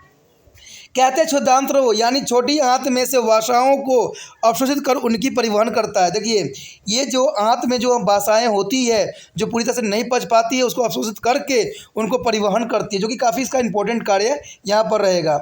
जो नाइट्रोजनी अपशिष्ट को एकत्र करता है, देखिए जितने भी बॉडी में हमारा नाइट्रोजन वेस्ट होते हैं ना, उसका इकट्ठा करने का कार्य जो है लसिका का तंत्र का है, जो कि काफ़ी इंपॉर्टेंट है, क्योंकि ये जो है नाइट्रोजन से अपशिष्ट पदार्थ होते हैं वो हमारे शरीर को जो है गलत कर सकते हैं, हमारे साथ इफेक्ट भी कर सकते हैं। इसमें मौजूद जो है लिम्फोसाइड यानी लसिकाणु, लिम्फोसाइड लसिकाणु जो होती है एक प्रतिपिंड जीवाणुओं को हटाने में भी सहायता करता है, यानी जो है ये एंटीबॉडीज की तरह करता है और जो जीवाणुओं को हटाने में भी इसका जो है बहुत ही महत्वपूर्ण कार्य होता है। यानी मैंने कहा था ना आपको कि हर अंग जो है यहाँ पर कार्य करता है, सबका अपना विशिष्ट कार्य है, तभी कहते हैं इस दुनिया में जितने भी व्यक्ति हैं सबका अपना एक विशेष महत्व रहता है। कहते हैं रुधिर और लसिका में क्या अंतर है, ये बहुत काफ़ी इंपॉर्टेंट क्वेश्चन है और कई बार एग्जाम में देखने को भी हमें मिला है कि रुधिर और लसिका में क्या अंतर है। देखिए दोस्तों इस जर्नल बात है और आसानी से आप जो है इसको याद कर सकते हो कि इसका रंग जो है लाल होता है जो हीमोग्लोबिन के कारण होता है, और लसिका जो होती है रंगीन होती है, ठीक है, और इसमें रुधिर में जो है तीव्र से प्रभावित होती है, यानी तीव्रता से प्रभावित होती है, लेकिन लसिका जो है बहुत धीमी गति से प्रभावित होती है, इसलिए उन पार्टों में ये जाती है जहाँ पर जो है रक्त नहीं जा पाती है। कहते हैं इसमें रक्ताणु, श्वेता और पटिकाणु और प्लाज्मा होती है, यानी आपको पता ही है कि आरबीसी, डब्ल्यूबीसी और प्लेटलेट्स और प्लाज्मा सब प्रेजेंट होते हैं ब्लड के रुधिर के अंदर, लेकिन लसिका में जो होती है सिर्फ इसमें प्लाज्मा और डब्ल्यूबीसी ही होती है। तो इसका मतलब है कि डब्ल्यूबीसी के बारे में आप लोग जानते हो कितना इंपॉर्टेंट है, तो ये लसिका तंत्र में पाई जाती है जो कि काफ़ी इंपॉर्टेंट इसको बनाता है। अब उसके बाद है हमारा जो यहाँ देखोगे एक फ्लो चार्ट रुधिर प्रवाह का मार्ग, तो आपको पता है रुधिर प्रवाह के मार्ग जो होते हैं हृदय से स्टार्ट होता है, धमनी में जाता है, कोशिकाएं में जाती है, सिराए में जाती है और रिटर्न होकर हृदय में ही आपस चली जाती है। तो इस तरह जो है रुधिर का अपना कार्य होता है। लेकिन लसिका तंत्र जो होता है, लसिका प्रभाव की मार्ग जो होती है ये ऊतक अवकाश से शुरू करती है और लसिका कोशिका में जाएगी, फिर लसिका वाहिका में जाएगी और उद्धृतृक सर्कुलेशन सिरा के साथ वो हृदय में प्रवेश कर जाएगी। तो ये भी काफ़ी इंपॉर्टेंट यहाँ स्थान रखता है। कहते हैं कि फोफला पड़ने पर, जब फोफला पड़ जाती है किसी के व्यक्ति में, तो उसमें जो है स्वच्छ रंगीन तरल इकट्ठा हो जाता है और वह लसिका ही होता है, और वह लसिका वहाँ उसके नीचे स्थित ऊतकों को सुरक्षा प्रदान करता है। यानी फोफला जब पड़ जाती है किसी को तो यहाँ पर लसिका जो है काफ़ी इंपॉर्टेंट सुरक्षा प्रदान करती है, जो कि काफ़ी इसका इंपॉर्टेंट कार्य यहाँ पर है। कहते हैं लसिका तंत्र अनेक लसिका वाहिनी, लसिका पर्व और लसिका वाहिकाओं से बनी हुई होती है, जो कि काफ़ी इंपॉर्टेंट है। इन तंत्र में पंप करने वाला हृदय जैसा कोई अंग नहीं माना जा सकता, यानी इसमें तंत्र में पंप करने वाला हृदय जैसा कोई अंग नहीं होता है। यह जो है तरल पेशी गतियों के द्वारा धक्का दिए जाने पर प्रभावित होती है, यानी जब ये पेशी गति करता है, धक्का लगता है, तब जाके ये कार्य अपना स्टार्ट करता है। लसिका पर्व जो है समस्त शरीर में फैली हुई होती है, यानी डायग्राम में भी यहाँ पर आपको देखने को मिलेगा कि लसिका तंत्र जो होती है शरीर के विभिन्न पार्टों में फैली होती है। ये खास तौर से गीवा यानी गर्दन, कांस, बंगलों तथा जांघों में केंद्रित होती है। जैसे कि यहाँ पर चित्र में भी आप देख सकते हो लसिका तंत्र के विभिन्न पार्ट, जिसमें दायां लसिका वाहिनी दिखेगा, लसिका तंत्र वही पक्ष वाहिनी दिखेगा और लसिका पर्व। तो ये देख सकते हो कि शरीर के विभिन्न विभिन्न पार्टों में जो है इसका अपना दबदबा है, ठीक है। उसके एक पार्ट है हमारा लसिका पर्व। देखिए लसिका वर्ब जो होती है एक तरह से प्रत्येक लसिका वर्ब उसके उसको है एक गुच्छा होती है जिसके भीतर अनेक लसिकाणु विद्यमान होते हैं। ये फिर छन्नाइनेशन फिल्टर जैसा कार्य करते हैं, जिसमें वे जीवाणु, वायरस, कणों तथा कैंसर कोशिकाओं को छानते हटाते जाते हैं, यानी कैंसर कोशिकाओं को भी लसिका पर्व जो होती है हमेशा छानते हटाते रहते हैं। देखिए कितना इंपॉर्टेंट काम है और जीवाणु और वायरस को तो करता ही करता है। तब उपरांत इसमें जो है टीके बसे लसिकाएँ तुरंत जो है रोगजनक और जो है रोगाणुओं पर आक्रमण करते हैं, और फीला यानी तिल्ली और टाइनिस भी ऐसे ही लक्षणी का जैसे अंग होते हैं। उसके पश्चात हमारे समक्ष जो है फैल यानी स्पेन। देखिए पहला जो होती है स्प्लेन कहलाता है। ये सबसे बड़ी जो है लसिकाएँ जो है लिसिकानुमा अंग है और निम्न कार्य इसका जो होता है, इसमें रक्तोपत्ति यानी हेमोफ्राडियस ग्रीक होम मीन्स रुधिर और प्लस पाइबस ट्रिकोस से उत्पन्न जनन बनाना यानी रक्त कोशिका का बनना इसी में संभव होता है। कहते हैं पुरानी पड़ गई और घिसी पीटी रुधिर कोशिकाओं को नष्ट करना इसी का कार्य होता है और इसलिए इसे जो है आरबीसी का जो है कब्रिस्तान भी कहा जाता है। यानी इसको हम जो कहते हैं आरबीसी का कब्रिस्तान कहा जाता है। तो याद रखना स्प्लेन SPLLEN स्प्लेन होता है जो कब्रिस्तान कहलाता है, यानी पुरानी पड़ गई घिसी पीटी रुधिर कोशिकाओं को नष्ट करना इसी का काम होता है। यानी इसे जो है आरबीसी का कब्रिस्तान कहा जाता है क्योंकि हमारे बॉडी में जो है केवल 120 दिन तक ही ब्लड जो है जिंदा रहता है, उसके बाद ये नष्ट हो जाता है। रुधिर का जो है भंडारण यही होता है, सारे रुधिर का जो भंडारण है इसी जगह होता है और जीवाणु अभक्षण और सुरक्षा प्रदान करना भी इसी का कार्य होता है, जो कि काफ़ी इंपॉर्टेंट यहाँ पर स्थान रखता है। The next topic is immunity. Friend, immunity is the most important factor over here. Immunity is the you are already learned. The body of the ability to resist of the protect itself from the harmful effect of disease producing a substance or organic is called immunity. Immunity is the most important for the harmfully is their protection. Any substance that according to the production of the antibody is a response of the body metabolism and is known as the antigen. There is a metabolism is known as antigen, and antigen may be a bacteria, virus or allergy such as a pollen grain which is causing to the allergy. There is an antigen and then labeled to the body to protect itself with the help of antibody produced by their lymphocyte mean WBC. The immunity could be a natural and acquired. Friend, here the immunity could be a natural and acquired. Natural immunity is the birth. There is a natural immunity is the our birth, and acquired immunity developed during to the lifetime. There is the immunity developed during to the lifetime. It is developed due to exposure to a disease or by their vaccination. The vaccination is the most important for the immunity boosting. There is acquired immunity are two types. There acquired immunity has here two types: active immunity and passive immunity. The active immunity is developed during to exposure to the disease causing of germ. There is active immunity is developed during to the exposure to a disease causing to germ. There is a body produce antibodies that remain in the blood to prevent of further infection by their particular pathogens to disease causing of organism. The vaccination containing of weekend to the germ to the administrated to the provide to active immunity. This means to DPT vaccines weekend to the germ is administrated to the provide active immunity. So here DPT is vaccines is there here is a given for the developing immunity against to the diphtheria, pertussis is a whoopings, cough and the tetanus, and BCG vaccine is given for immunity against the tuberculosis. There are BCG vaccines give a immunity of against to the tuberculosis mean TB. There is a people also develop immunity against to the chicken pox, smallpox and measles after the suffering from this disease. This is the immunity is usually lifelong immunity. And second is a passive immunity. Friend, here this form the immunity is a short-lived. It is developed by the injecting a ready-made is an antibody collected from to other animals. Anti-tetanus and the serum ATS vaccines provide to temporary immunity against the tetanus, and a vaccine is the sample of antigen too small to causing of disease, but enough is produced of antibodies. The vaccine has been to developing from a number of disease like a polio, mumps, measles and tetanus, diphtheria and cholera. दोस्तों यहाँ पर बहुत important topic जो है प्रतिरक्षा। देखिए immunity के बारे में आप लोग जानते ही होंगे क्योंकि कोरोना वायरस ने आप लोगों को इम्यूनिटी के शब्द से परिचित जरूर करा दिया है। आखिर ये प्रतिरक्षा होती क्या है, इम्यूनिटी होती क्या है? दोस्तों आपको पता है कि इम्यूनिटी हमारे शरीर के लिए अत्यंत महत्वपूर्ण है। कहते हैं जब इंसान पैदा होता है, जब इंसान जन्म लेता है तो इम्यूनिटी जो होता है उसकी माँ से प्राप्त होता है। जब वो पहला दूध जो माँ के पीता है तो कहते हैं उसमें हर तरह की इम्यूनिटी होती है, हर तरह की बीमारी से लड़ने का जो है उसमें चीज़ें होती है जिसकी वजह से जो है बच्चों को कहा जाता है कि प्रथम दूध जो है माँ का पिलाना अत्यंत महत्वपूर्ण होता है। इससे जो है उनका प्रतिरक्षा तंत्र मजबूत होता है। लेकिन शायद ऐसा नहीं हो रहा है क्योंकि आज के ज़माना जो है मॉडर्नाइज हो चुका है। आज हम इंजेक्शन के थ्रू इम्यूनिटी बेशक नहीं ले सकते हैं, लेकिन बच्चों को दूध पिलाने के लिए माता जो है सक्षम नहीं होती है, क्योंकि आज जो है वो काम काजू है और बच्चों के लिए समय भी उनके पास नहीं रह पाता है। कहते हैं प्रतिरक्षा शरीर के उस क्षमता का नाम है जिसमें शरीर रोग पैदा करने वाले पदार्थ जीवों से जो है हानिकारक प्रभावों को प्रतिरक्षा हमें करती है, अर्थात उनसे अपने आप को हमें बचाता है। ठीक है, इम्यून सिस्टम इम्यूनिटी जो होती है वो हमें चीज़ों से बचाना जो है उसका कार्य है। कोई भी ऐसा पदार्थ जो शरीर के ऊपर बताए गए प्रकार की अनुक्रिया पैदा करती है प्रतिजन यानी एंटीजन कहलाती है।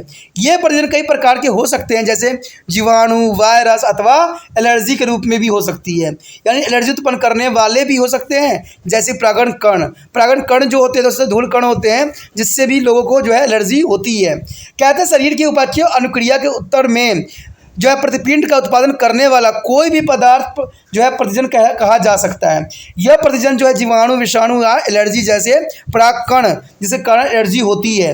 प्रतिजनन जो है प्रतिपिंडों की सहायता से शरीर की सुरक्षा करने में सक्षम होते हैं। कहते हैं प्रतिपिंडों का उत्पादन जो है लक्षणाणु यानी WBC ही होता है। आपको पता है कि WBC जो होता है वाइट ब्लड सेल्स होता है, जो कि बहुत काफ़ी इसका इंपॉर्टेंट कार्य होता है। यही जो होता है हमारे शरीर में प्रतिरक्षा तंत्र के रूप में कार्य करता है। कहते हैं यहाँ पर अगर आप देखोगे तो यहाँ जो है प्रतिरक्षा दो प्रकार की होती है दोस्तों। देखिए, दो प्रकार के प्रतिरक्षा तंत्र होती है, एक प्राकृतिक होती है, दूसरा अर्जित होती है। प्राकृतिक का मतलब जैसे कि मैंने बताया था स्टार्टिंग में कि ये जो जन्मजात होती है, यानी ये माँ से मिलती है। माँ जब बच्चों को दूध पहला पिलाती है तो इसमें हर तरह के जो है प्रतिरक्षा तंत्र यानी प्रतिरक्षा शक्ति मिलती है। और दूसरा जो होता है अर्जित, जो हम लाइफ में रहते हुए जो है इंजेक्शन के फॉर्म में लेते हैं। जैसे कि आपको पता है कि जैसे कि हमारा बनाया गया था कोरोना वायरस में भी बनाया गया था, एंटीबॉडी बनाया गया था जो हमारे इम्यूनिटी सिस्टम को तगड़ा करने के लिए दिया गया था। कहते हैं प्राकृतिक प्रतिरक्षा तंत्र यानी जो है नेचुरल इम्यूनिटी जो होती है जन्मजात होती है। ठीक है, ये जन्म से हमें मिलती है। और अर्जित प्रतिरक्षा तंत्र जो होती है जिसको हम एक्वायर इम्यूनिटी कहते हैं, जीवन काल के दौरान उत्पन्न होती है। यह तो किसी भी रोग के हो जाने अथवा टीकाकरण के कारण पैदा होती है। आपको पता ही है, अगर मान लीजिए किसी को स्मॉल पॉक्स हो जाता है, अगर एक बार हो जाए तो दोबारा होने के चांसेस बहुत कम होता है। कहते हैं रेयर केस होती है जिसमें 2-3 बार व्यक्तियों को हो जाता है, लेकिन एक बार में ही जो होता है इम्यूनिटी सिस्टम बूस्ट हो जाता है। क्योंकि जो हम एक बार अगर हमें चिकन पॉक्स होता है तो वो जो होता है उस वायरस को हमारे बॉडी के जो इम्यून सिस्टम होती है वो रिकॉग्नाइज कर लेती है, पहचान लेती है, और जब दोबारा वो अटैक करता है हमारे बॉडी पे तो उसको फाइट करके नष्ट कर देती है। लेकिन रेयर केस होता है जब इंसान वीक होता है, कमज़ोर होता है, तब जाके स्मॉल पॉक्स होने की चांसेस बहुत बढ़ जाता है। तो ये काफ़ी इंपॉर्टेंट है। या तो आप टीकाकरण के द्वारा भी इससे बच सकते हो, क्योंकि आजकल आपको पता है कि स्मॉल पॉक्स के और जो है कई बंदे की मृत्यु तक भी हो जाती है, इवन बहुत ही खतरनाक बीमारी माना जा सकता है। ठीक है, कहते हैं अर्जित प्रतिरक्षा के 2 प्रकार होते हैं। ठीक है, अर्जित प्रतिरक्षा के दोस्तों यहाँ पर जो है 2 प्रकार होते हैं। इसमें जो होता है ये जो होता है एक्टिव इम्यूनिटी के रूप में जाना जाता है। ठीक है, पहला जो होता है एक्टिव इम्यूनिटी जिसको हम सक्रिय प्रतिरक्षा तंत्र कहते हैं। यह किसी भी रोजाना के कारण उत्पन्न रोगों के जो है प्रभाव के फलस्वरूप बनती है। इसमें शरीर जो है प्रतिपिंड बनाता है जो रक्त में मौजूद रहते हैं और उस विशिष्ट रोजाना अथवा रोग के पैदा करने वाले जीव के और आगे हो सकने वाले संक्रमण को रोक देता है। ठीक है, इसमें दुर्बल किए गए रोगाणु से जो है युक्त वैक्सीन से भी सक्रिय प्रतिरक्षा प्रदान होती है। जैसे कि DPT का वैक्सीन देने से जो है आपको पता है डिप्थीरिया जो होती है, डिप्थीरिया वो नहीं होती है। इसमें काली खांसी जो होती है पेरेक्टोसियस यानी काली खांसी कहते हैं इसको, और टेटनस तो आपको पता ही है जिसको साल में एक बार लगवाना अत्यंत महत्वपूर्ण होता है, क्योंकि कोई भी कील से या कोई भी जो है लोहे वाले पदार्थ से हो सकता है। ठीक है, यह प्रतिरक्षा बन जाती है और 6 रोग के लिए प्रतिरक्षा पैदा करने के लिए हम जो है BCG वैक्सीन लगा दिया जाता है। यदि चिकन पॉक्स यानी छोटी माता चेचक अथवा खसरा का रोग एक बार हो जाए तो उससे भी व्यक्ति को शरीर में उस रोग के लिए प्रतिरक्षा बन जाती है। इस प्रकार की प्रक्रिया सामान्य आजीवन बनी रहती है। देखिए दोस्तों, यहाँ जो है चिकन पॉक्स की बात किया गया है, यानी इसको छोटी माता के रूप में भी जाना जाता है। कहते हैं हमारे देश में जो है इसकी भावना होती है कि छोटी माता जब हो जाते हैं तो कोई दवाई ववाई नहीं लेना चाहिए। देखिए दोस्तों, इसमें ये बात नहीं होती है। बात सिर्फ इतना सा होता है कि ये जो छोटी माता जब हो जाती है, यानी जो है चिकन पॉक्स हो जाती है, तो ये जो होता है कोई दवाई अगर आप खाते हो तो वो जो होता है काफ़ी इसका एंटीबायोटिक कार्य नहीं करता है और आपके लिए नुकसानदायक सिद्ध होता है। तभी जो है इनको नीम के पत्ते पे रखा जाता है, ठीक है, या किसी चीज़ पे रखा जाता है और उनको कहा जाता है कि तेल उलाप ना खाएं, क्योंकि इससे जो होता है इसका इम्यून सिस्टम खराब बनती हो जाती है, ठीक है। और ये जो होता है, जो बीमारी जो होती है और भी भयानक रूप धारण कर लेती है। तो इसमें कहा जाता है लोग इसको धार्मिक रूप में लेते हैं, चलिए किसी भी रूप में लेते हैं, लेकिन हमारे शरीर को रक्षा करना अत्यंत महत्वपूर्ण यहाँ पर रहता है। कहते हैं एक बार अगर छोटी माता हो जाए, ठीक है, चिकन पॉक्स हो जाए, तो दोबारा जो है लाइफ में कभी भी नहीं होता है। इसका कारण यही होता है कि जिस वायरस ने अटैक किया होता है उसके बॉडी पे, वो वायरस जो होता है हमारे इम्यून सिस्टम पहचान लेता है, यानी रिकॉग्नाइज कर लेता है, और जब दोबारा वो हमारे बॉडी पे अटैक करता है तो वो पहले ही फाइट करके उसको नष्ट कर देता है, जिसकी वजह से उसको होने का चांसेस जीरो हो जाता है। कई बार ये देखने को मिला है कि रेयर केस होता है जिसमें तो 2 बार या 3 बार भी हो गए हैं व्यक्तियों को, मैंने सुना है और जाना भी है। तो इसमें डरने वाली बात नहीं रहती है, आपको सिर्फ जो है प्रोटेक्शन की जरूरत। जब इन व्यक्तियों को होता है तो उनको याद रखें कि अगर किसी को स्मॉल पॉक्स हुआ है तो उनके नज़दीक ना जाएं, ठीक है, उनके द्वारा वस्तु दिए हुए चीज़ों को न इस्तेमाल करें, क्योंकि अगर एक बार 2 बार हो चुका है तीसरे बार भी होने के चांसेस बढ़ेंगे, और कई बार तो एक घातक भी सिद्ध होता है, ठीक है। इस वजह से जो है व्यक्ति के आई साइन भी चले जाते हैं, कई बार तो हेयरिंग भी चला जाता है और शकल उकल बिगड़ जाता है, तो जनरल सी बात है। तो इसको ना हो तो ही बेटर है। तो इस बात का आपको ध्यान देना है कि अगर आपके दोबारा हुआ है तो इसका मतलब है कि आपका प्रतिरक्षा तंत्र जो है कमजोर है, ठीक है। उसके पश्चात है यहाँ पर निष्क्रिय प्रतिरक्षा यानी पासिव इम्यूनिटी। कहते हैं ये प्रतिरक्षा जो है तैयार शुद्ध यानी प्रतिपिंडों जो कि अन्य प्राणियों से प्राप्त किए गए होते हैं का इंजेक्शन देने से प्राप्त होती है, यानी ये इंजेक्शन देने से हमें प्राप्त होती है। इस प्रकार की प्रतिरक्षा जो होती है अल्पकालिक होती है, यानी कुछ समय के लिए होती है। कहते हैं एंटी टेटनस सीरम, यानी एंटी टेटनस सीरम आपको पता ही होगा, इसको ATS भी कहते हैं, यानी टेटनस के प्रति अस्थायी प्रतिरक्षा प्राप्त हो जाती है। एंटी टेटनस अगर सीरम अगर लगाते हो तो इससे क्या होता है, 1 साल के लिए आपको टेटनस होने की चांसेस कम रहता है, यानी आपको जो है साल या 6 महीना तक प्रोटेक्शन आपको अच्छे खासा मिल जाता है। तो अगर आपको कोई लोह पदार्थ लग भी गया है, लोहा लग भी गया है, तो उससे प्रतिरक्षा तंत्र जो है टेटनस जो है एंटी टेटनस सीरम जो है आपको इसके प्रति बचा लेगा। कहते हैं वैक्सीन प्रजनन का एक ही नमूना है जो इतना छोटा होता है किसी रोग से जो पैदा नहीं होता है, लेकिन प्रतिबिंब बनाने के लिए पर्याप्त होती है। अनेक रोगों के वैक्सीन बनाए जा चुके हैं, जैसे पोलियो, कन्फोरा यानी गलकुस, मम्मस, खसरा, टेटनस, डिप्थीरिया, हैजा आदि के लिए बन चुका है। इवन कि अगर सडनली की बीमारी भी हुई थी कोरोना वायरस, उसके लिए वैक्सीन यहाँ पर बनाई गई है, लेकिन ये इतना कारगर है कि नहीं है ये तो समय ही बताएगा, क्योंकि हर समय जो है ये रिटर्न होके आ जाती है। The our next topic is cells of human system. Friend, here cells and human system. There is the most important cells of human system. The lymphocytes are the cells of the human system. There are lymphocyte is a cell of the human system. There are 2 major types of lymphocytes: T cell and B cell. The both develop in the bone marrow. Friend, the T cell and B cell is developed by the bone marrow. Their formation of the bone marrow is T cell and B cell. Here show the difference between T cell and B cell. There is a most important for the exam view. There is a T cell is a mature thymus gland, but B cell is a mature lymphoid tissue like a tonsils and appendix. And there is a second is a T cells is the identify of antigen. Friend, here T cell identify the antigen. On the other side, the B cell is recognize antigen with the help of a surface receptor. And their third is the attack or directly. And here B cell produce a large number of antibodies for attack. And the other side is the lifespan is up to 3 to the 4 years. The T cells is their lifespan up to 3 to 4 years, but B cell is the antibodies are short lived. There is a most important for here. A person may be lack T cells or B cell or both. Such a person are highly prone to be a infection. There is a main of the B and T cell for the human body. When here immunodeficiency disorder, there is a immunodeficiency disorder mean IDD means immunodeficiency disorder. Their hereditary congestion by the birth or acquired defect in the immune response is called to the immunodeficiency disorder. For here, the SCID and AIDS means AIDS are two common examples such a disorder. There are T cells and B cell disorder is SCID and AIDS are the two common example for this disorder. Then SCID means to the full form SERB combined immunodeficiency syndrome. This is the most important for the exam view is a full form of SCID. The SERB combined immunodeficiency syndrome is a causing due to their absence of both T cell and B cell. This infected to the person from a birth. There is a defected on person there a birth, and second is a AIDS mean acquired immunodeficiency syndrome. The examiner asked the question of full form for the AIDS mean acquired immunodeficiency syndrome. The causing considerable of reduction in a T cell. Here, reduction of a T cell and ultimate destruction of the immune system.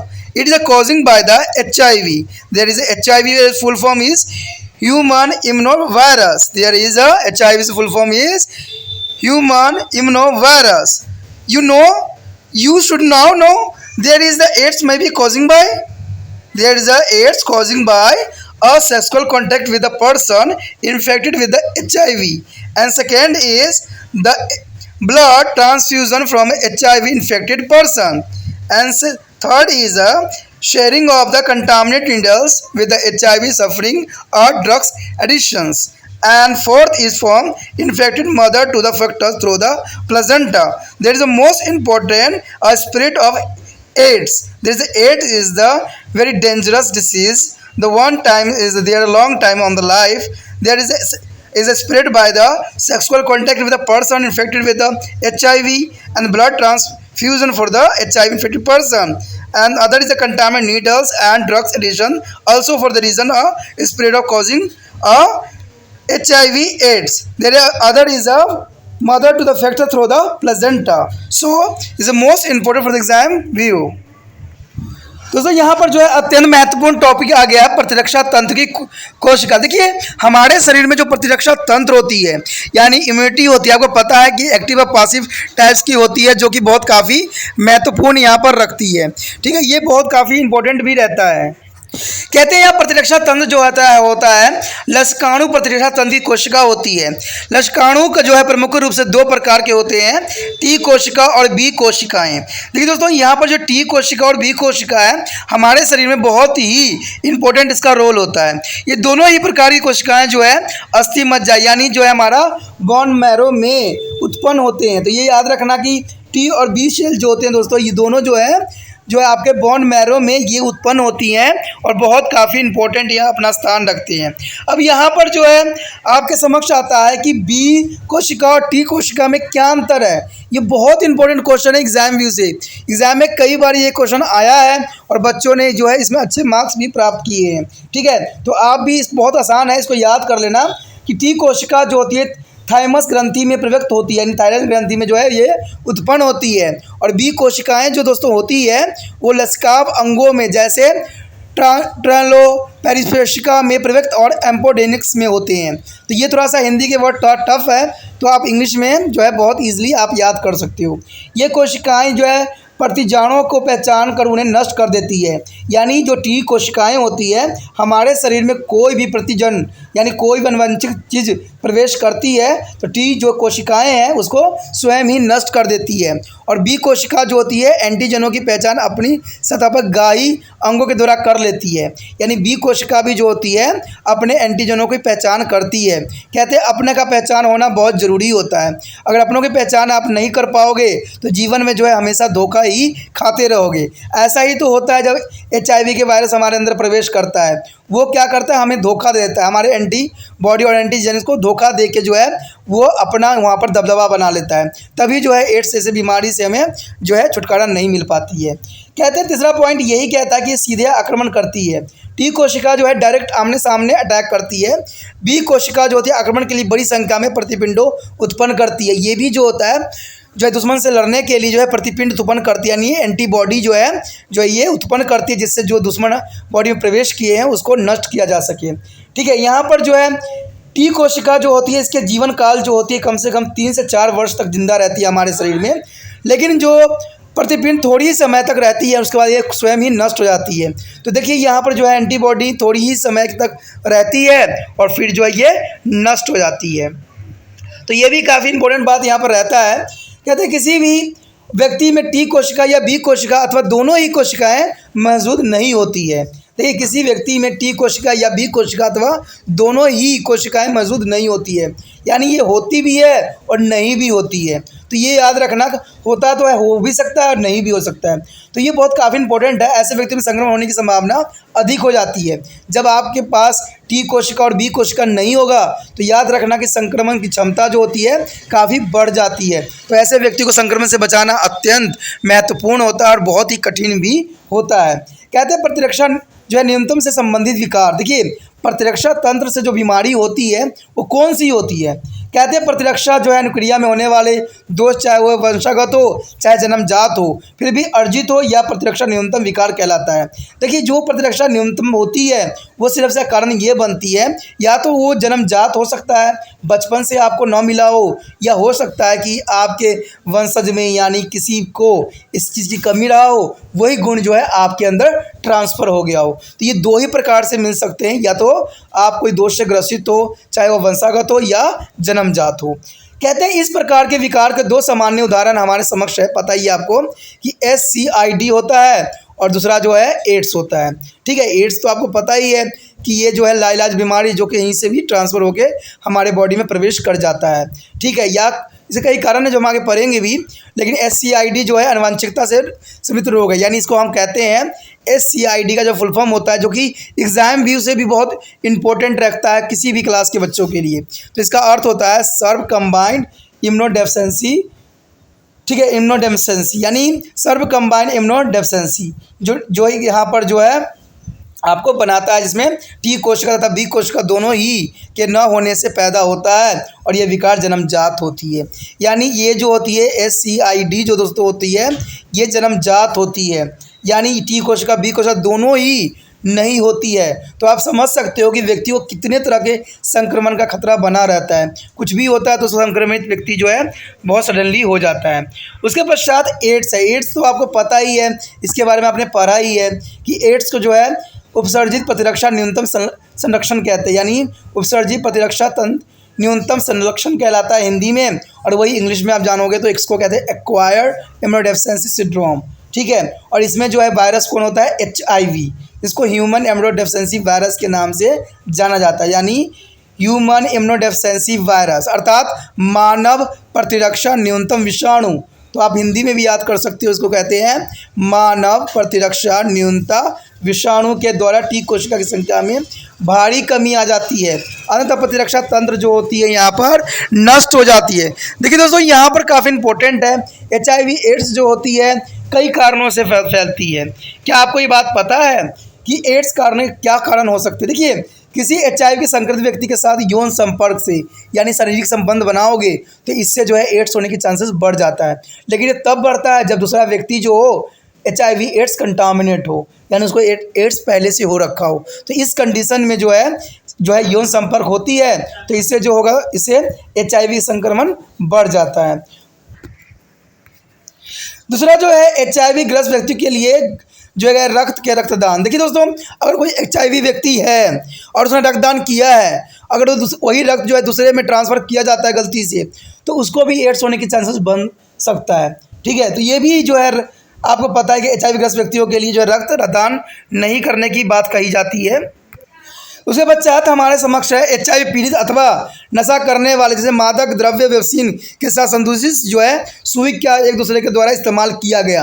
आपको पता है जो आजकल जो लोग नशे करते हैं वो एक ही सुई का इंजेक्शन का उपयोग करते हैं, उसमें ड्रग्स भर लेते हैं और वो भी इंजेक्शन लगा लेते हैं, वो भी लगा लेते हैं। तो इससे एड्स बढ़ने की चांसेस 100% रहती है, क्योंकि उसका ब्लड जो है आपको पता है कि सुई में ब्लड लग जाती है, फिर दूसरा व्यक्ति भी यूज़ करता है तो उसको भी ब्लड जला जाता है, तो ब्लड संपर्क हो जाता है। ठीक है, कभी कभी जो होता है डॉक्टर आजकल जो करते हैं, आप कभी डिस्पेंसरी या कहीं भी जाओ तो देखो कि जो व्यक्ति है आपके सामने ही उस रेपर को फाड़े, यानी इंजेक्शन के रेपर को फाड़े, क्योंकि कभी कभी डॉक्टर जो होते हैं वो भी कभी गलती कर जाते हैं कि जो कंटामिनेट सुई होता है उसका इस्तेमाल कर लेते हैं। तो ऐसा नहीं होता है, मैक्सिमम देखा गया है, लेकिन बाई चांस कहते हैं ना हो भी जाता है, क्योंकि आज की दुनिया जो है एक जैसा नहीं है, हर कोई सही नहीं होता है। तो ये आपके लिए बहुत जिम्मेवारी बन जाता है कि आप किसी डॉक्टर के पास इंजेक्शन लगवाने जाओ या आप ग्लूकोज चढ़ाता है तो देखो कि वो कंटामिनेट सुई तो नहीं यूज़ कर रहा है, ठीक है, या कभी यूज़ किया हुआ कुछ यूज़ तो नहीं कर रहा है, या रेपर से फटा हुआ तो नहीं यूज़ कर रहा है।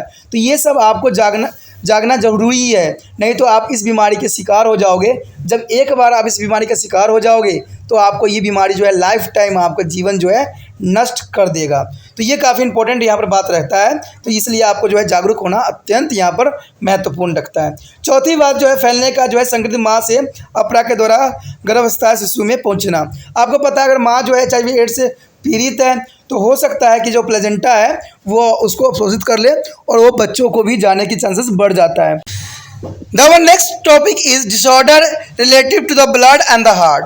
Friend, here is the most important topic, disorder related to blood and the heart. You must have heard to people suffering from the high blood pressure. In these people, the blood pressure is more than to normal to the 120 and upon 75 their state of having high blood pressure is called to the hypertension. There is a high blood is called to the hypertension. Hypertension is usually related to the stress, overweight and age of faulty diet. There is the reasons for hypertension. There is the stress, overweight and the age faulty diets. Another heart related disorder is the atherosclerosis. There is the atherosclerosis and arteriosclerosis. There is two types of disorder for the heart, and there are sometimes, especially if too much of a fatty food is taken over to long period, there is a tendency of their fat deposit on the inner walls of the arteries. Such a deposit is called to the atheroma. Atheroma and the disorder is atherosclerosis. There is a lemons to the arteries is applying to heart and consequently interfere into functioning of their heart. Also with the age the wall of the arteries harden and they lose their flexibility. The further there is may be deposit on their inner side of the wall of the arteries supplying their heart. This condition is a atherosclerosis is there interfere with the normal functioning of the heart. The remainder their situation to the lumens of the arteries of the heart have to be avoided by the placing to the small pieces of tube stent. This is called to the ballonis and the angioplasties. There is sometimes the arteries may be have to be replaced and the treatment is called to the heart bypass. There is the ECG is the most important electrocardiography. There is the heart of is electrocardiography is a machine which can record the heartbeat like a graph, which is called to the electrocardiography means ECG. From the ECG your doctor can be make out which is the chamber of the heart is not contracted to relax properly and the suggestion the treatment of accordingly. There is ECG is the most important. There is a conform to their heartbeat on graph. दोस्तों यहाँ पर जो है रुधिर और हृदय से संबंधी विकार, देखिए ये काफ़ी डेंजरस होती है क्योंकि रुधिर और हृदय से संबंधी विकार जो है ये तो आपको पता है कि जनरली क्या होती है। ये पे आपको हाइपरटेंशन याद होगा और लो ब्लड प्रेशर होती है। तो कहते हैं रक्तदाब से तो यही होता है कि हाई ब्लड प्रेशर आती है और लो ब्लड प्रेशर तो बनी रहती है। ये जनरल बीमारी है, ये कोई बड़ी बहुत भयंकर बीमारी नहीं है, आपको आम देखने को मिलेगा। कहते हैं लोगों के उच्च रक्तदाब से पीड़ित होते हुए आपने सुना ही होगा, इसमें जो है लोगों में रक्तदाब सामान्य 120 से 75 से अधिक हो जाती है। ठीक है, यानी आपको पता है जनरली जो है नॉर्मल जो है 120 से 75 होती है, जो हमने पहले भी पढ़ चुके हैं। इसमें +-5 लिया जा सकता है। उच्च जो है रक्तदाब की स्थिति को जो है हाइपरटेंशन कहा गया है। उच्च रक्तदाब को हम क्या कहते हैं दोस्तों? हाइपरटेंशन कहते हैं। हाइपरटेंशन जो होती है मैक्सिमम जो होती है तनाव से होती है, मोटापा से होती है और अधिक आयु अथवा संतुलित आहार करने से। देखिए आहार जो है यहाँ पर बहुत इंपॉर्टेंट रोल निभाता है हाइपरटेंशन के लिए, तो ये काफ़ी इंपॉर्टेंट यहाँ पर रहता है। कहते हैं हृदय से संबंध अन्य विकार जो होते हैं एथेरोस्क्लेरोसिस होते हैं। एथेरोस्क्लेरोसिस जो होती है दोस्तों ये होती है, और दूसरा जो होता है आर्टेरियोस्क्लेरोसिस। ठीक है, अथेरोस्क्लेरोसिस होती है कभी कभी जो है विशेष रूप से, जबकि लंबी अवधि तक जो है अधिक मात्रा में तला हुआ भोजन किए जाने से होता है। आप सोचते हो कि तला हुआ भोजन हमारे शरीर के लिए अच्छी होती है? नहीं दोस्तों, ये हमारे शरीर में जो होता है, हमारे जो जो है कैपिलरीज होती है उसमें जो है फैट जमा देता है, जिसकी वजह से जो है हाइपरटेंशन की शिकार बंदा हो जाता है।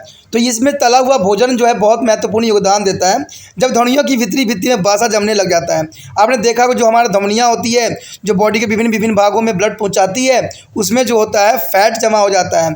क्योंकि आपके ब्लड में फैट रहेगा तो फैट तो जनरली सी बात है जमा होगा ही होगा, और जब फैट जमा हो जाएगा तो आपको हार्ट को बहुत तकलीफ सहनी पड़ती है। वो बहुत जो है टाइटली उसको पंचिंग करने की आवश्यकता पड़ेगा, जिसको वजह से हाई ब्लड प्रेशर का शिकार होना स्वाभाविक हो जाती है।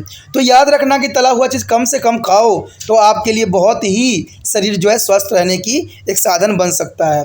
और इस प्रकार जो है जवाब और एथेरोमा कहते हैं, और इस जमाव को जो हम नाम दिए हैं बीमारी का, वो दिए हैं एथेरोमा। एथेरोमा जो होता है बासा जम जाने की वजह से जो है एथेरोमा नाम की बीमारी हो जाती है। कहते हैं विकार को एथेरोक्लोरोसिस कहते हैं। जब ये विकार उत्पन्न हो जाती है तो इसको हम नाम दिए हैं एथेरोक्लोरोसिस कहते हैं। इसके कारण हृदय के रक्त पहुंचाने वाली धमनियों की अवकाशी सक्रिय पड़ जाती है, और जिसके जो है फलस्वरूप हृदय की सामान्य कार्य प्रणाली गड़बड़ा जाती है। यानी संकरी का मतलब ही दोस्तों यही होता है कि बहुत ही कम मात्रा जगह मिलती है ब्लड को पास आउट होने के लिए, तो बहुत संकरी हो जाती है, बहुत तंग हो जाती है ब्लड जाने के लिए।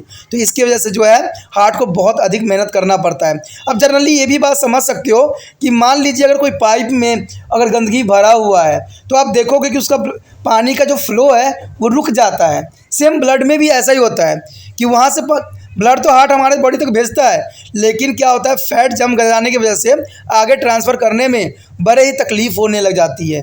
तो इससे क्या होता है हमारे हार्ट को और प्रेशर बढ़ाना पड़ता है। आपने इसका एक और एग्जांपल ले सकते हो कि मान लीजिए आपने मोटर चलाया लेकिन पानी ऊपर पहुंच नहीं रहा। रीजन क्या है? या तो पाइप आपका बहुत मोटा होगा, या हो सकता है उसमें कचरा भरा हुआ होगा, या प्रेशर नहीं पड़ रहा है। तो प्रेशर डालने के लिए क्या करना पड़ेगा? मोटर को अपना और भी स्पीड चखना पड़ेगा। तो यही बात होती है, हार्ट जो होता है ब्लड जब नहीं पहुंच पाता है जहाँ ज़रूरी होती है, तो हार्ट जो है तेज़ी से उसको पंपिंग करने की कोशिश करती है और आपके हृदय तक बॉडी के डिफरेंट पाँचों पार्टों तक पहुँचाने की कोशिश करती है। और ये सब कारण जो होता है आपको फैट की वजह से। तो याद रखना फैट जितना भी हो सके कम से कम यूज़ करना चाहिए, जिससे कि आपका जीवन जो है सुचारू रूप से चल सके। कहते हैं कभी कभी ये भी होता है कि बढ़ती हुई आयु के साथ साथ धमनियों की भित्तियाँ सख्त हो जाती है, क्योंकि जैसे जैसे उम्र बढ़ता है जो धमनियाँ होती है उसकी जो भित्तियाँ होती है थोड़ा सख्त हो जाती है, तो होना जनरल सी बात है। और इसमें जो है लचीलापन नहीं रह जाती है, क्योंकि नफ्स को लचीलापन होना अत्यंत महत्वपूर्ण होता है। आपने देखा होगा जो बुजुर्ग लोग होते हैं उनके नफ्स जो होते हैं थोड़ा टाइट होते हैं और उभरे हुए होते हैं। इसके अलावा हृदय को रक्त पहुँचाने वाली धमनियों की भित्ति के भीतर की तरफ वासा जमा हो जाती है, जो कि जनरली अभी हमने बात किया था। इसी स्थिति को जो है एथेरोक्लोरोसिस ध्वनि कठिनाई कहते हैं, जिसके कारण हृदय सामान्य जो है कार्य प्रणाली गड़बड़ा जाती है। और इस स्थिति में निपटने के लिए हृदय की धमनियों की अवकाशी को और जो है भीतर नली का एक टुकड़ा स्टोल लगाकर जो है चौड़ा कर दिया जाता है। इसे जो है बलूनिंग जो है एज़ोफ्लास्टिट यानी बलून द्वारा वायु की संदर्भ कहते हैं। कभी कभी जो है धमनियों को ही बदल देना पड़ता है, और इस उपचार को जो है हाई बाइट पास कहते हैं, हाई हार्ट बाईपास कहते हैं। यानी जब हम धमनियों को ही बदल देते हैं तो उसको हम क्या कहते हैं दोस्तों? हार्ट बाईपास यानी हार्ट उपमार्ग कहते हैं। ठीक है, तो ये सारे जो है बीमारियां हैं, डिसऑर्डर हैं, जिसके बारे में शायद आपको पहले पता भी ना था, अब जो है आपको अच्छे से पता हो गया होगा। उसके पश्चात अगर हम धमनियों के जो है हृदय के बारे में पता करना चाहते हैं कितना धड़क रहा है, तो उसके लिए जो है ईसीजी होता है। ईसीजी तब करवाया जाता है जब व्यक्ति ये शिकायत करता है कि मेरा धड़कन जो है तेज़ रहता है। तो इसको जो है आपको पता है, इसको इलेक्ट्रोकार्डियोग्राफी कहते हैं, यानी विद्युत हृदय लेखी कहते हैं। हिंदी में इसको विद्युत हृदय लेखी कहते हैं। वो मशीन है जो हृदय संपंदन को एक ग्राफ के रूप में रिकॉर्ड कर सकता है। इस ग्राफ को जो है इलेक्ट्रोकार्डियोग्राफ कहते हैं, इलेक्ट्रोकार्डियल डायग्राम कहते हैं, यानी ईसीजी के नाम से जाना जाता है। ईसीजी जो है किस तरह से जो है चिकित्सक को यह पता लगा सकता है कि हृदय का कौन सा कक्ष ठीक प्रकार से संकलित अथवा स्थिर नहीं हो रहा है, और इसी के अनुसार जो है उपचार का सुझाव भी देता है। तो ईसीजी बहुत काफ़ी इंपॉर्टेंट यहाँ पर स्थान रखता है। ठीक है, और इसी के साथ जो है हमारा टॉपिक भी और चैप्टर भी ख़त्म हो रहा है, बिल्कुल ही ख़त्म हो गया, क्योंकि अब जो है हम इसके 16 चैप्टर में मिलेंगे जो कि बहुत काफ़ी इंपॉर्टेंट है, यानी वहाँ लोकोमोशन के बारे में पढ़ेंगे और जो है मानवीय कंकाल के बारे में पढ़ेंगे। ठीक है, कितने प्रकार के कंकाल होते हैं, तो बहुत ही वो भी चैप्टर जो है बहुत इंटरेस्टिंग होने वाला है। त्रिपाठी स्टडी सेंटर एक मुहिम चला रहा है जिसमें आपको चैन बनना है। चैन का अर्थ दोस्तों ये होता है कि ये वीडियो आप तक पहुंचा है और आप जो होगा ये वीडियो उन बच्चों तक पहुंचाने में त्रिपाठी स्टडी सेंटर का हेल्प कीजिए जिन बच्चों को जरूरी है। और वो आप जानते हो कौन बच्चा एनआईवीएस बोर्ड में पढ़ता है या कौन बायोलॉजिकल पढ़ रहा है, बीए में पढ़ रहा है, चाहे वो 12वीं में पढ़ रहा है, चाहे 11वीं में पढ़ रहा है, और कौन जो है यूपी बिहार बोर्ड के हैं। तो ये आप से अधिक कोई अधिक नहीं जानता, क्योंकि आपके समक्ष जो होता है आपके मोबाइल कॉन्टैक्ट में जो है कम से कम 100-150 कॉन्टैक्ट होते ही होते हैं। तो आपको क्या करना है, एक दिन के लिए जो है इसको व्हाट्सएप स्टेटस पे लगाना है लिंक को। ठीक है, और लिंक पे लगाने से ये होगा कि जिन बच्चों को इसकी जरूरत होगा उन तक ये वीडियो पहुंच जाएगा। ठीक है, इससे क्या होगा, त्रिपाठी स्टडी सेंटर का जो उद्देश्य है कि हर बच्चे तक पहुंचना है और उनको सही ज्ञान का मार्गदर्शन भी कराना है और उनका सिलेबस भी अच्छे से कराना है। तो ये उद्देश्य में आप जो हो हम मेरे लिए चैन बन सकते हो। तो इसके लिए जो है आपको थोड़ा सा जो है तकलीफ उठाना ही पड़ेगा। तो सोचिए नहीं, विचार ना कीजिए, क्योंकि अच्छे काम के लिए विचार करने की आवश्यकता नहीं होता है। गलत काम करोगे तो 50 बार आपको सोचने की आवश्यकता होती है, लेकिन अच्छे काम करने के लिए कोई आपको मना नहीं करेगा और ना कोई आपको गलत कहेगा। तो सोचना नहीं है, अभी लिंक को कॉपी कीजिए और अपने व्हाट्सएप स्टेटस पे लगा दीजिए।